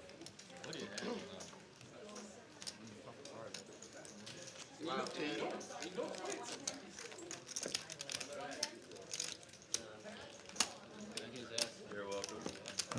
Caitlin, darling, you want anything? Anybody else? Jai here in the chat. Imagine having a life outside of commentating live poker. I don't. Yeah. You need more alcohol? I try to imagine that all the time. No, I'm kidding. I'll bring my own alcohol. It'll be all right. All right. I just don't know what you like. 5, 5, 10. I mean, I understand that. Ming is folding. Yeah, 8-4 off. It's pretty bad. Fold worthy, I should say. Avishai, yep. Limp City. Kevin Y, though. That's not a limp in hand. That's a raise in hand, and he's going to make it 60. Not much happening over on this end of the table. So, Bill, though, on that end of the table. I spoke too soon. He's in the straddle. He's got 2 red ladies.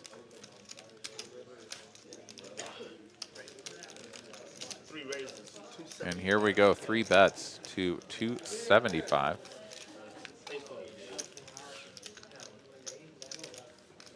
This is a pretty chunky raise.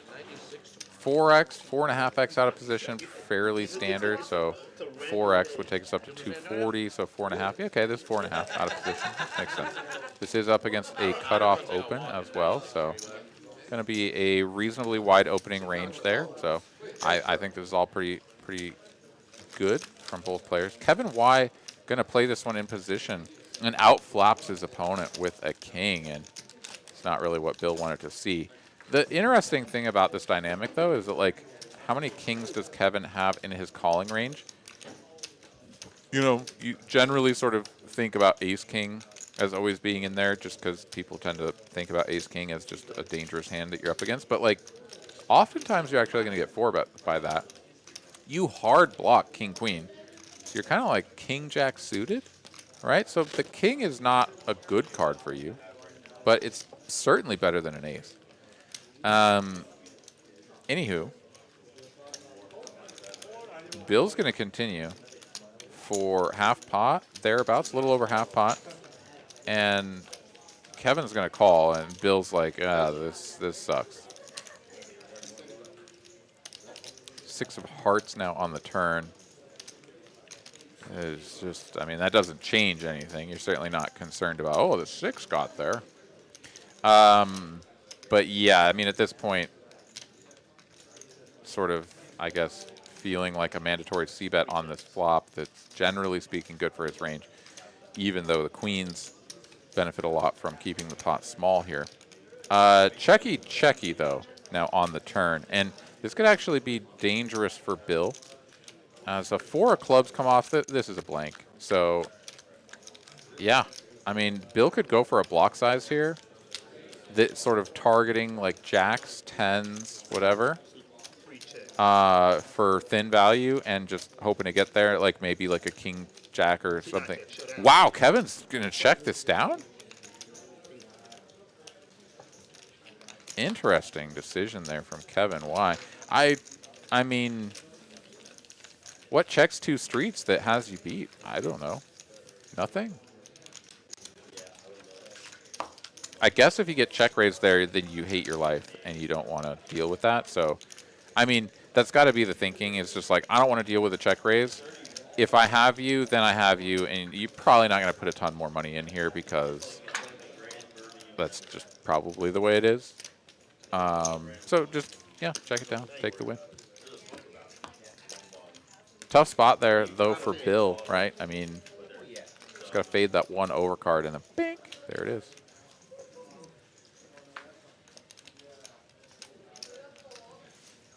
Ragnar Overbeat here in the chat, dropping knowledge. Peanuts aren't even nuts, bro. That's right. I do love me some peanuts. I like having good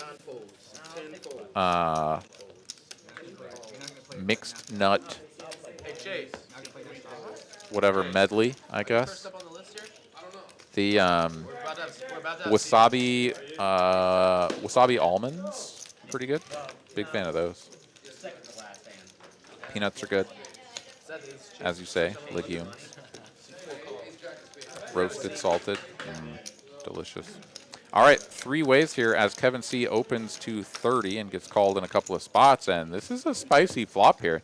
Ming makes top pair, up and down, backdoor, straight flush draw, all kinds of stuff happening here. Rhett has top pair as well, but Kevin is out in front. Check, bet a 30, and Kevin is only going to call here. This is not great for him. He should be raising here. Gets called in both spots, super blank, omega blank on the turn. Rhett checks. Ming continues betting small, 1/3 here. Kevin, raise this thing up, man. You got pregame Thursday? Thursday, I'm bringing the bottle. So if you're here, Kevin just a little bit traumatized here, perhaps, by the earlier beat that he took. Rhett folds the queen-8. I mean, sure, this looks like your opponents have something, but it's a bet of 1/3 and a call. Like, they can't have that much. Queen-8 is a pretty darn good hand. I mean, you could be up against, like, 6-5 and clubs, right? Like, Queen-8 is smashing those. I don't know. What do I know? Ming bets 100 here. Once again, 3rd pot with his top pair and 7 kicker. I mean, you know, 8s and 6s with... And Kevin is going to spring the trap now, I guess. 350 says, nah, dude. If... I don't know, man.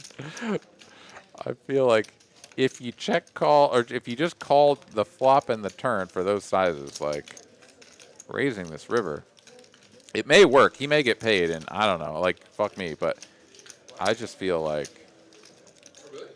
you should have tried to get the money in earlier when the 6 pairs, good lord. Imagine somebody just like leading out with 6-5 here because they just want to keep the pot small and maintain control, right? And then they just hit the 6, and then you just raise them, and like, oh god, it'd be awful to get re-raised. Anyways, he does get the pot, and will be trauma-free after that one.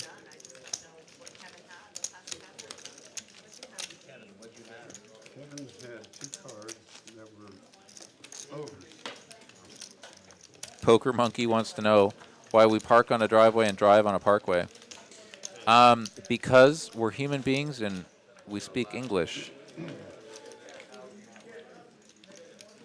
And that shit never made sense to nobody know how. Seriously though, like the English language, I'm sure if I knew how to speak like Hindi or something, like there would be like some weird, you know, language shit in there that would make me sort of roll my eyes. But like, good lord, the English language. We have a bunch of weird shit that's just like, wait, what? I mean, parkway and driveway is like the least of it, right? I mean, like think of all the other crap. I'm not going to try to remember all of the things, but we've all seen that on Facebook, right? It's like this list of like 10 things that are just completely insane and stupid about the English language. And you look at them and you chuckle because you're like, yeah, we're dumb.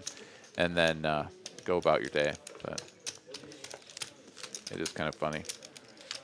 It's also just a, you know, sort of the mutt language, right? So many of our words are like French or German or something that we've just sort of bastardized into our own.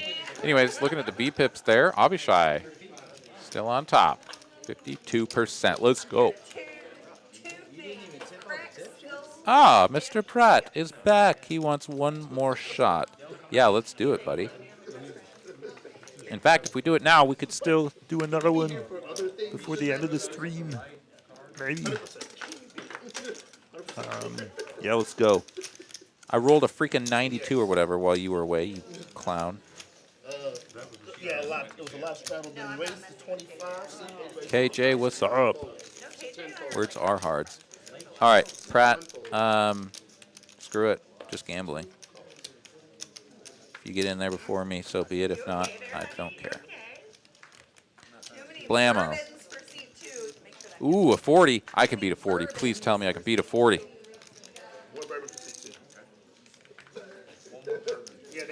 Come on. What? How did Jedi get in there? Don't tell me that. Oh, I got 100. He rolled a 99. I thought I got completely clowned.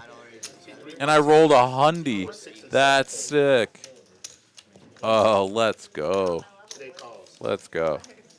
All right, that one's going in the spreadsheet. Plus 20. Bink. All right, there's poker happening, so sorry for the slight distraction. Bill here 3-betting to 110. Jack 9 suited on the button. Avishai going to make the call, and that's not a flop for Jack 9 of spades. But Avishai will check it over, and Bill may be getting his 100% c-betting pants on.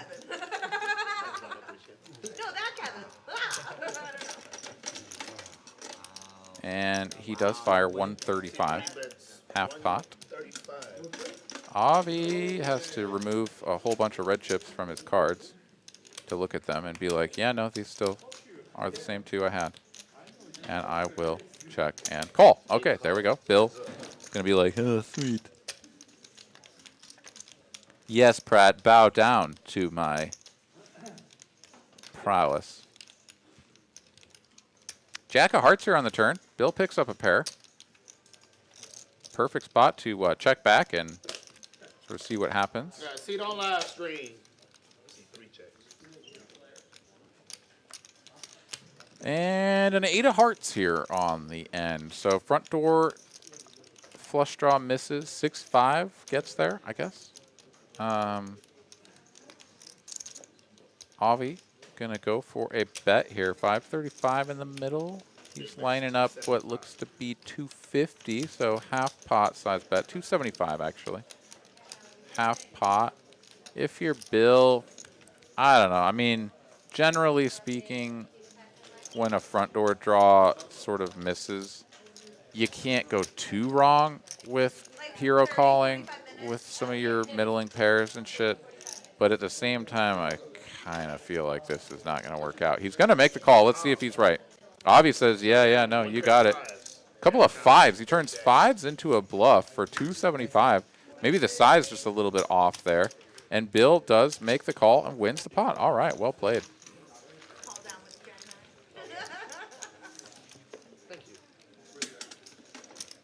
Timothy here says, as someone who's new to poker and casinos in general, the massaging at the table is so uncomfortable to see.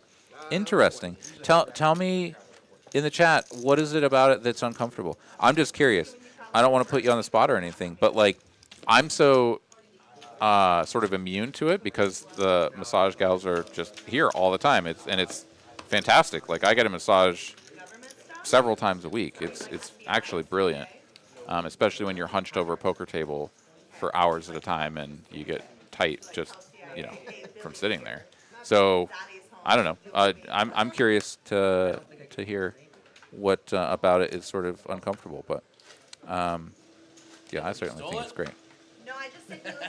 No, I was giving respect to your name. See, now. Jedi Master Ted, I believe I heard you start whining and crying. I was about to be pretty upset when you took the 99 and I got like a 2. I wasn't gonna love it. Wasn't gonna love it.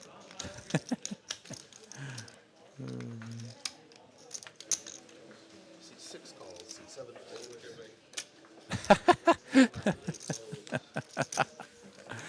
Oh, God. All right. Omega multi-way action here. Kevin Y raising to 80, getting called. I mean, Ming is in here with the Choctaw nuts. We've seen this before. I think he's really got a soft spot in his heart for the Choctaw nuts.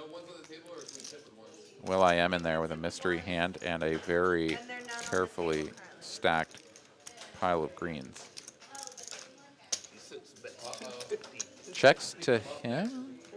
No, he's in the small blind. He's just going to straight donk at this for 250. Not quite full pot. Kevin here has 2 overs and the nut heart draw. Big Daddy Chaz. Bottom end of the gut shot and hearts as well.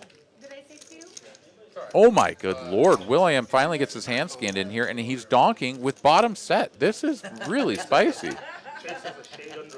Chaz is going to make the call here. Ming may actually feel priced in to just somehow bink a 9. I can't really tell you what anyone's thinking here at this point, but I mean, he just needs to call 250 to see another card. This pot's already over 1,000. Yeah, your odds are bad, but like, and if the 9 comes, you probably don't win any extra chips, but I don't know. Do you want to take your shot, get 5 to 1, and just try to bank it?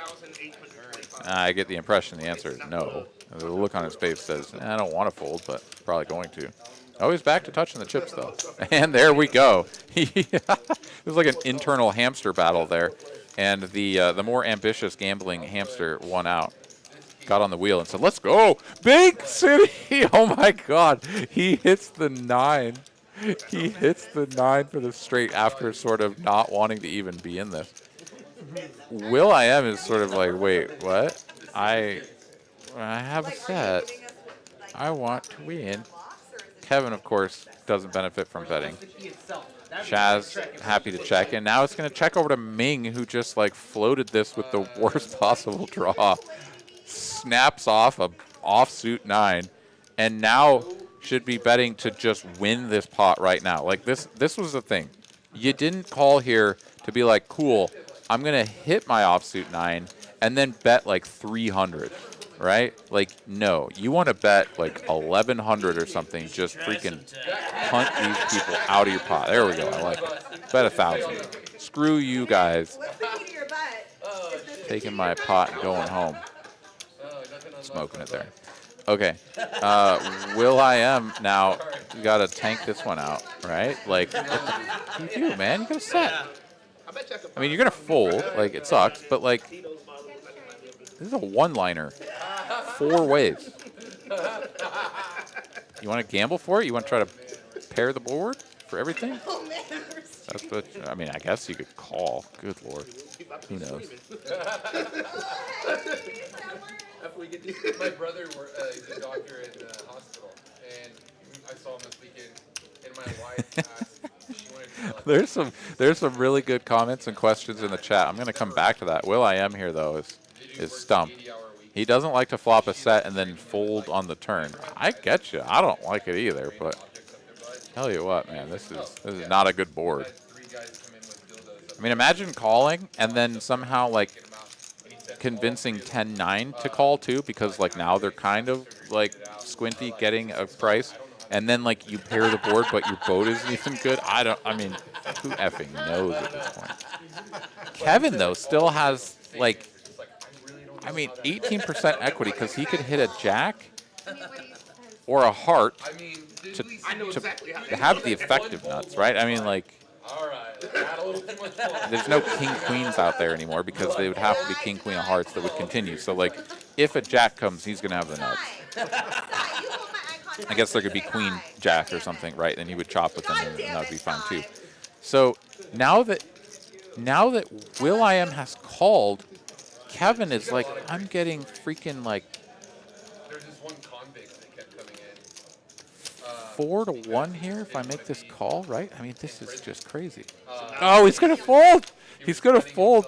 Chaz, of course, yeah, like he could be behind better flush draws, whatever. He's gonna get out of there. Ming is like, I don't know, put a deuce of diamonds out there, please. Will.i.am is just begging for the board to pair. And the roles have reversed where William, like if the board pairs and he goes all in, is going to be like, fuck, I guess, I don't know. Yeah, I think we're streaming right now. Get a full, wait. No.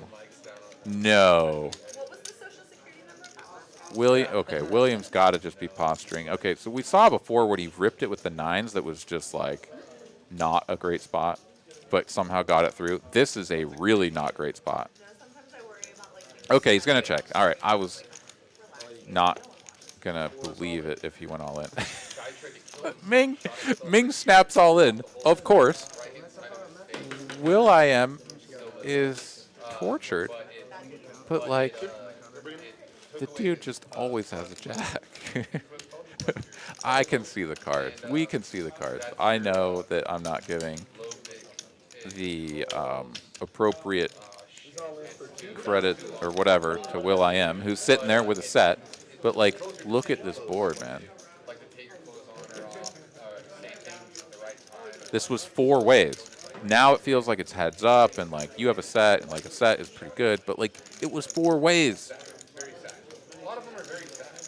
Ming just blasting away with deuce 3 hearts or something, just, I don't know, YOLO, bro.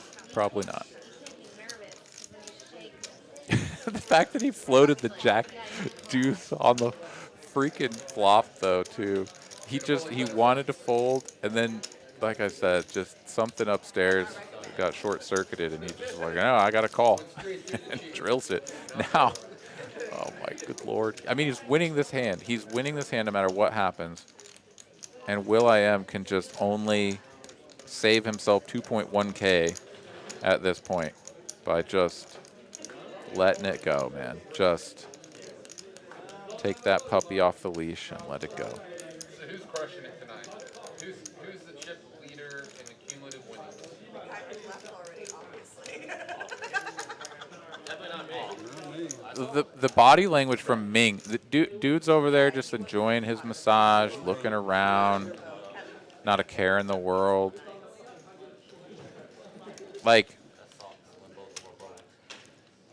I'm not saying that if you're bluffing, you're always just like stone-faced and just like staring at a spot on the table because you're like terrified that you're about to get called because you just have fucking 3 high right now. But like, Ming don't look like a dude with 3 high over there, man. He's pumped. Life is good. Life is good if you're Ming, man. Yeah, put your arms down. Get in there.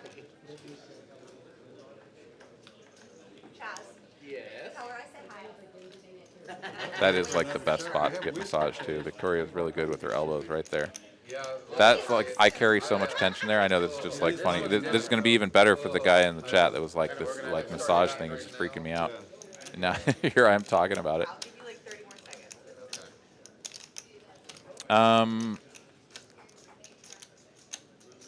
Looking at them for a read while they're having someone working on their back, it's slightly off-putting. Yeah, I don't know, man. Like, I mean, I get that. Like, I feel you. Like, they could be different. That could be weird. But I just get so used to it. It's just so commonplace, I guess.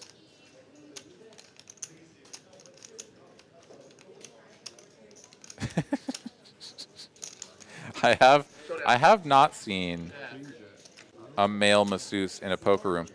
Oh, he makes the call with the set of sevens, and that is no good. Set of sevens, no good.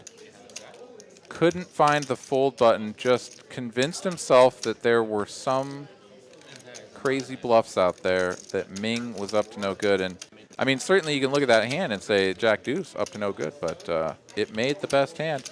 Binked the offsuit 9 on the turn, drills it, and gets fully paid here on TCH Live out of Austin, Texas. Let's go, Ming, up 2.5K, fully unstuck after that hand. And Will.i.am moving down 2.7K in the red, just barely above Kevin C. Looking at the V-pips, Avishai, of course, up there with Will.i.am playing half of their hands. Bill has moved up over the Lottie line at 18%. Caitlin a little bit ahead of him as well. Yeah, I think like a 1 or odds must be on flush draw.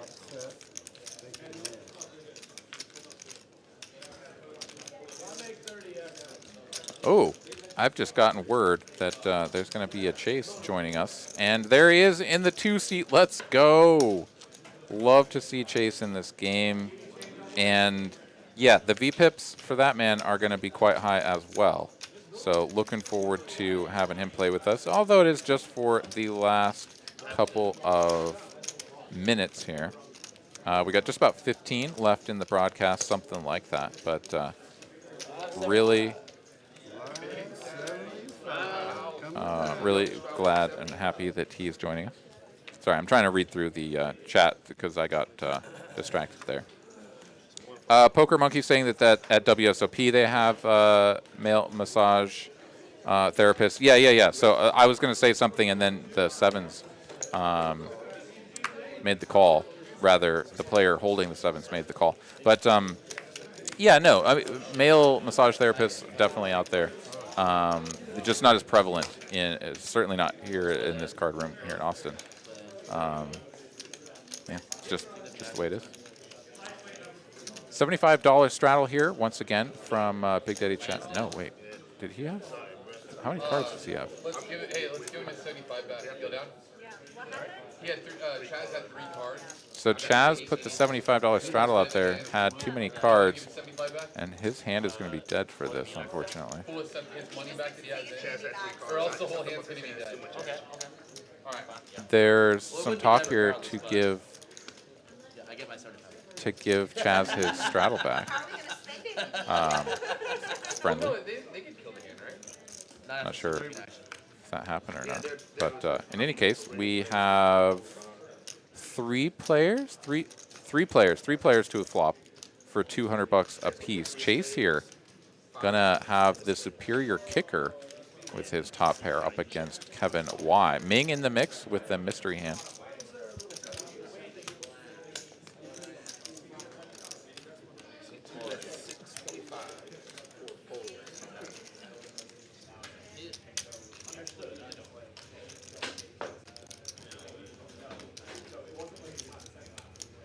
Bet of 625 here. Chase loves his big chunky bets. And Kevin now, yeah, he's in the blender here. I mean, Chase doesn't have very many chips. He didn't sit down with infinite money. So Kevin Y clearly covers. But he also doesn't want to just like stack off 2K here. He's going to though. And yeah, Chase is going to call this. There's spade draw. There's just too much going on. Chase with top pair. I mean, it's Chase's first hand, so there's something to be said for like sit down in your first hand, you're already all in. But like Chase doesn't care about that. He's gonna think it through, but I mean, yeah, he's calling this. Yeah, let's go. Hell yeah. Yeah, run it twice if you want. Kevin Y well behind. Chase is like, I got top pair with a 9, and Kevin's like, oh, come on, dude. You're ahead. 6 of spades changes nothing. Neither does the queen of spades. Chase going to get that one. No spade. That me or you. Second run out. Queen of clubs and a 4 of clubs. So, yeah, 10-9. 10-9 the nuts. Chase can't believe it. He's like, wait, really? But, yeah, 10-9. Pretty good. Top pair, I'm telling you people, man. Shit's OP. Oh, really? They'll nerf it during one of these, probably the next patch, but not right now. It's just some nerd speak for all you guys. You're gonna read up? You're gonna rebate him? Look at that You're face. gonna rebate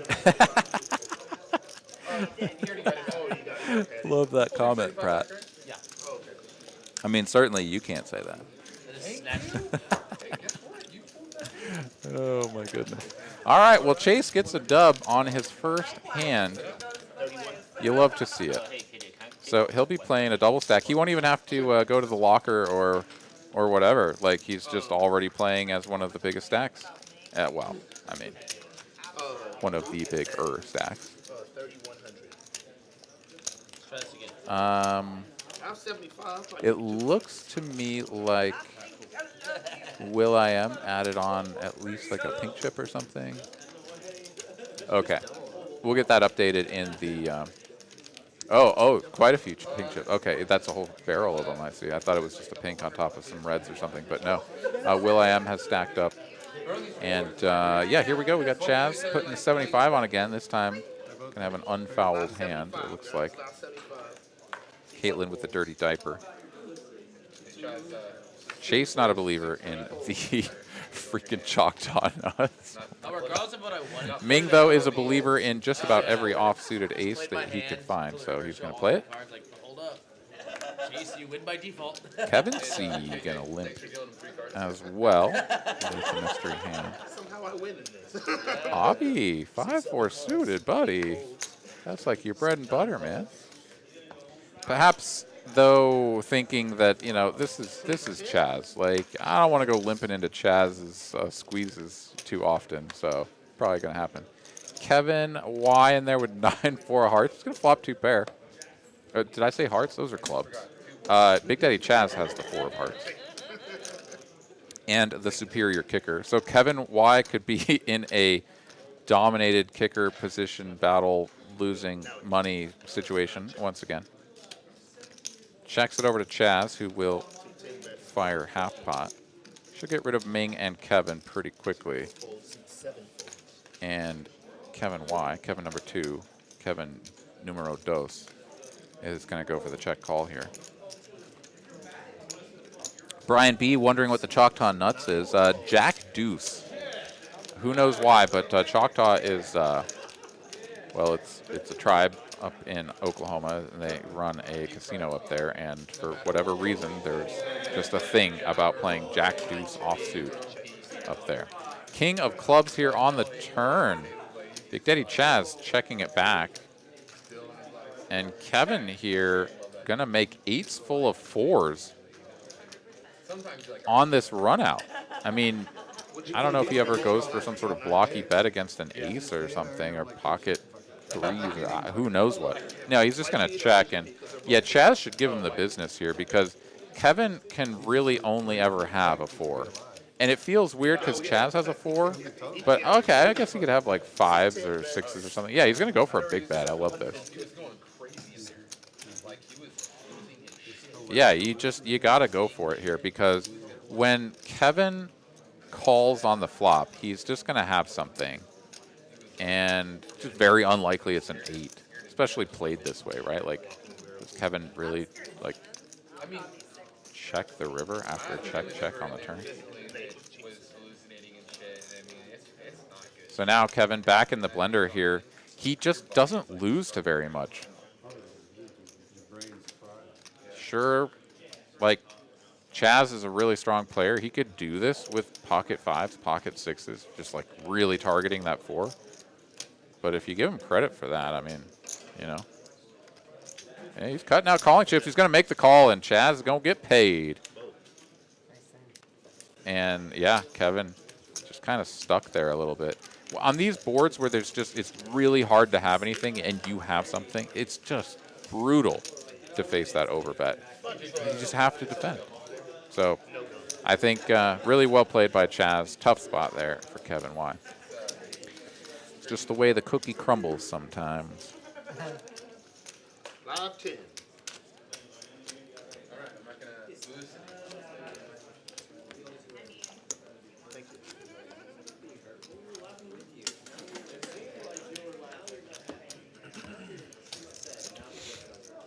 All right, so $10 and $20 straddles on here. Chase not going to opt for the tried and true, the patented $65 straddle. Although that one is pretty standard. See 3 folds, see 4 folds. Kind of the same feeling, like you really got to pee and you're about ready to go. See 6 folds, see 7 folds. Gotta keep holding a little bit longer, dude. Whole lot of nothing going on here. These are not even limp-worthy hands. Okay, so Chaz going to go ahead and try to take this one down. No contest, but betting into Chase. Generally not going to get the job done. That man is a pretty fierce defender of his little babies. He will make the call. Chaz here with the betting lead. First to act. Oh, we had an extra one there. Chaz is in the pot. See a king and an 8 out there. So Chase has a pair. Chaz here may have some sort of gutty or who knows what. Chase is going to fold the pair of 8s face up. The flop was queen of diamonds, 8 of spades, king of clubs. Some sort of confusion going on here. Not exactly sure what happened, but Chase has folded. Yeah, he's folded bottom pair, king queen, and they're gonna have a good hearty laugh out of it. But yeah, Chaz is just sort of range betting there. He's like, yeah, this is my board, and Chase says, yeah, it is your board. I will even fold a pair. 10 of spades, okay.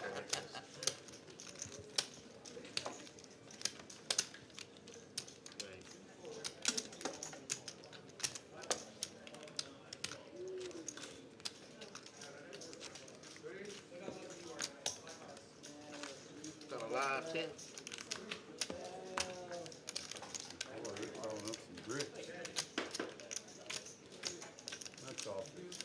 All right, just was looking through the chat, see if I missed anything, but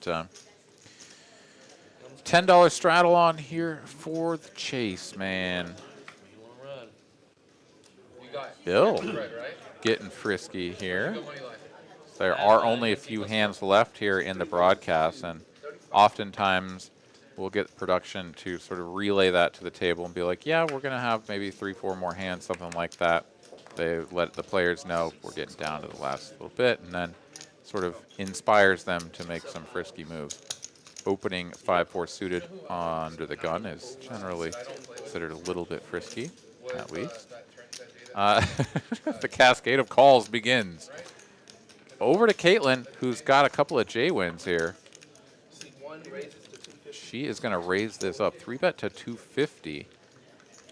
And yeah, if she can get through Bill, then it should just be a cascade of folds down the line. Generally speaking, at least that's sort of the traditional thinking. And Bill says, no, let me start the cascade of calls. Whoa, wait, never mind.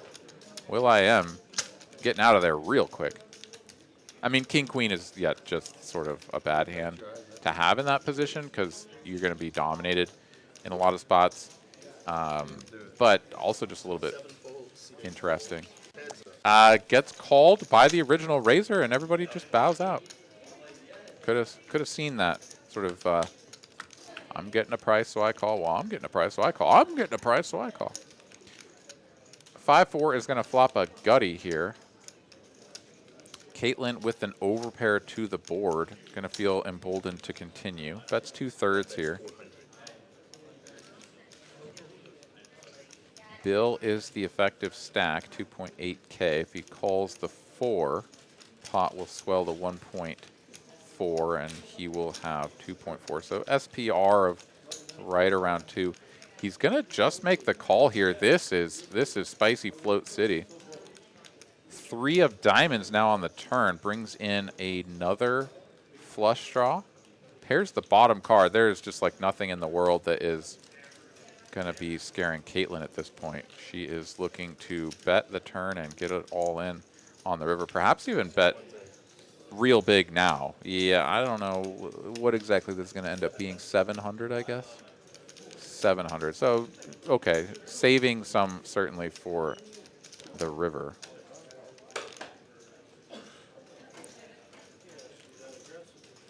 Yeah, 5-4 of clubs finally finds its way into the muck. I mean, I admire Bill for his heart and trying to make something happen here at the end of the broadcast, but yeah, 5-4 costing him a little bit right there. Taking a look there, cumulative winnings, Ming and Caitlin. Chase also up just about 2K. Avishai up 1, and everybody else stuck. 4 players up, a bunch of players down. I'd show all mine if we weren't on stream, but I'm gonna make everyone sweat for 15 minutes. That Caitlin gets to sweat. Got the big slayer through, huh? Brian B., thank you very much for the kind words. Appreciate it, man. Really do.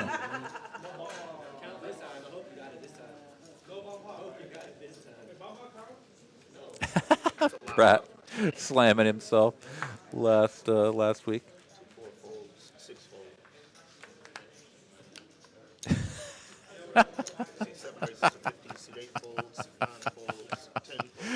Oh man, you guys are funny.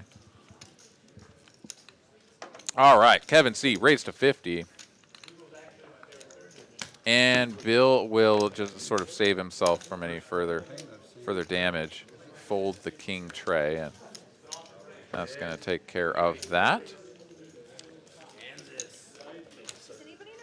As looks like we've got a few more hands going. We did get started a little bit late, so maybe just this one.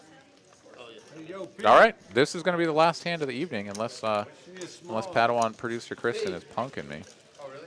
Wouldn't be the first time, but as far as I know, this will be the last hand of the night. Thank you guys so much for tuning in. We are oh so close to 200 likes. If you would do me a favor, if you haven't already hit the like button, just help me out. Smash that thing for me, please. Thank you. All right. Let's get these cards dealt out. Let's see who's got something. Now, where are all the straddles? Usually we have like an $80 straddle or some shit on the last hand, but our first play. You, Padawan lied. You know, I could feel it. I just knew that I was being lied to. Got a real sense for that. Avi gonna limp? Chaz says, hell no. Raise it up, 35 now. Apparently our last hand, our actual last hand, is a straddled pot. So, you know, we'll get our excitement then, as Avi will go for the limp and the call. He's going to play this one out of position. Jack high board. C8 checks, C10 checks. Oh, all right. Let's gamble. Derek, any nine threes? C8 bets 50, C10 folds. Another jack on the turn, and Avi is going to take it down. All right, we're trying to gamble here real quick. I got a 63. That could beat some stuff. No, not an 87. God. All right. Lock up another 20 for Pratt. So tell me if I'm wrong here. You're up 40 on me today, right, Pratt?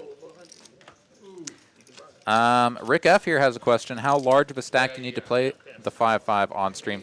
So minimum of 500. To start, it's a max of 3K, and then you can match the biggest stack after that. So somewhere between 5 and 3K is going to be sort of standard. And then you definitely have more than that later on as well.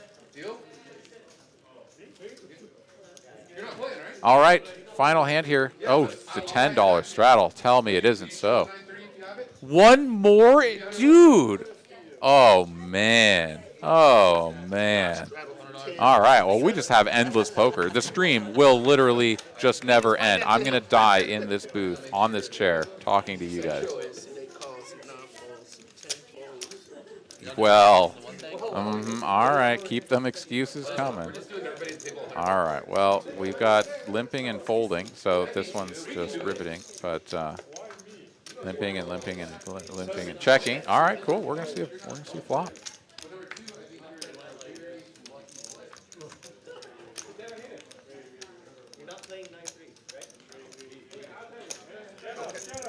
Brian, how big of a bottle of Malibu can you have at the table? I don't know if they make a bottle bigger than that one. I think that's the biggest barrel of Malibu that you can get. If you can find one bigger than that, or if you manufacture your own, I'll go on record here and say that if you bring in one bigger than that, we'll let you put it on the table and drink out of it. Ming here is just going to back into a club flush. Avi will pick up a pair of eights, so will William. Will.i.am. I mean, yeah, Will.i.am here. He looks like he's going to call. If he does call, then Avi is going to be in a spot where he's probably just going to be like, oh, I guess I can't be good, right? 50 to go. Will.i.am calls. Yeah, I don't know. It's weird. Like, maybe every once in a while you're good. Oh, Avi's going to pay it off, too. So Ming is just going to get paid $100. Because why not?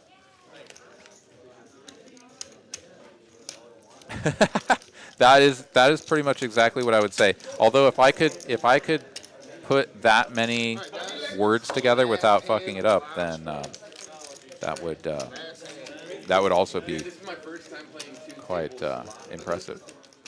Okay, maybe, just maybe, this could be the final hand of the night. I see the Omega Straddles coming out. Big Daddy Chaz will not leave us hanging. I can believe that. Yeah, here we go, 200. Caitlin is not in position to put on the 400, but I don't suspect she would anyway.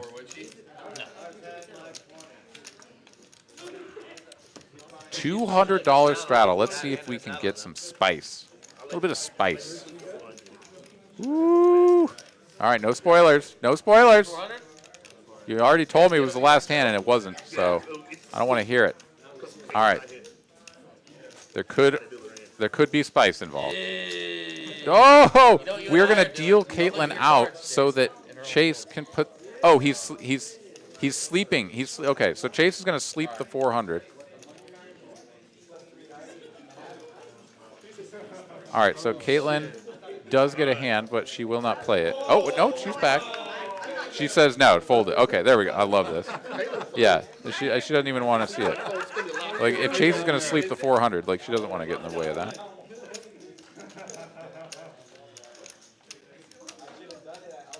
Bill here is all in. Bill's all in. He's got 2.4K. He has Jack 9 of hearts. And 12 big blinds on the button.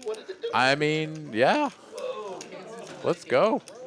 Chase here with King 6 suited. I mean, if this gets back to him. What is Ming doing? Ming, fold your hand. You don't need to know how much that is. Somebody else might need to know how much that is, but you don't need to know how much that is.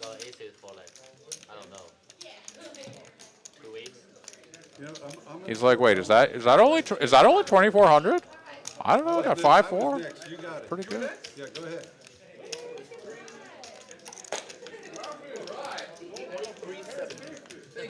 This isn't the spice that we were told about. Hey, whoa, what? Folds it. Okay. Will.i.am. Oh, he's assuming the position. That's the position of a man who needed to comb his hair. Blow the last screen. He's got a fistful of pink chips. Can you just get me a setup? 3.3K in total. I mean, we don't know what he's got, but like it doesn't feel like it's super strong. I mean, do you hem and you haw like this when you have like pocket tens? Maybe. It's going by the way of the 5-4. Okay, fold it is. Kevin C, ace 10 off. Yeah, just a snap fold, so that's easy. Cool. Well done, Kevin, you know. Avi here with a couple of 7s, 2 black 7s. Yeah, I mean, you got a pair, but like, fuck it. That hand sucks. You lose $20. That's not the end of the world. Yep. All right. Kevin Y. Ace 6 off, easy fold. Big Daddy Chaz, Queen 10 offsuit. I mean, all right. Go all in blind or just call. I'm not sure yet. Chaz is stuck, right? So Chaz is stuck. He's got 2 Broadways. It's not great, but you can just get unstuck here. Yeah, he's all in. Fuck it. This is the style of someone who is like just ready to sort of, you know, see what happens. And I love it. Chase here. Oh, quick fold here. All right, so he's out of the way. And this is 2 live cards for Bill. Jack 9 up against the Queen 10. We can see the equity splits there fairly even. Big Daddy Chaz looking to hold with Queen High. It's going to come Queen High. So that is a monster lead for the Queen 10 and drawing dead now for our friend Bill as he piles it in. Jack 9 of hearts. Sees a whole bunch of cards that he didn't want to see. Has a nice. Wait, did Chaz do this blind? Oh, Chaz did this blind. Oh, okay. The way he turned the cards over, it was just sort of like, fuck it. And, okay, so he didn't know he had that. And goes for it. 2 random cards and moves ahead the whole way. Here you go. Big Daddy Chaz will presumably be unstuck after that. Yes, he will. So, nice little finish to the stream, as I'm sure this game will continue onwards into the later hours of the night. Thank you guys all so much for tuning in. We'll see you next time. I'm your host, Aaron McAvoy, for myself, for the staff, for the production. We wish you all a good night. We'll see you soon. Good night. No. If I had a wife, I could make that play. Well, I almost scored with 7.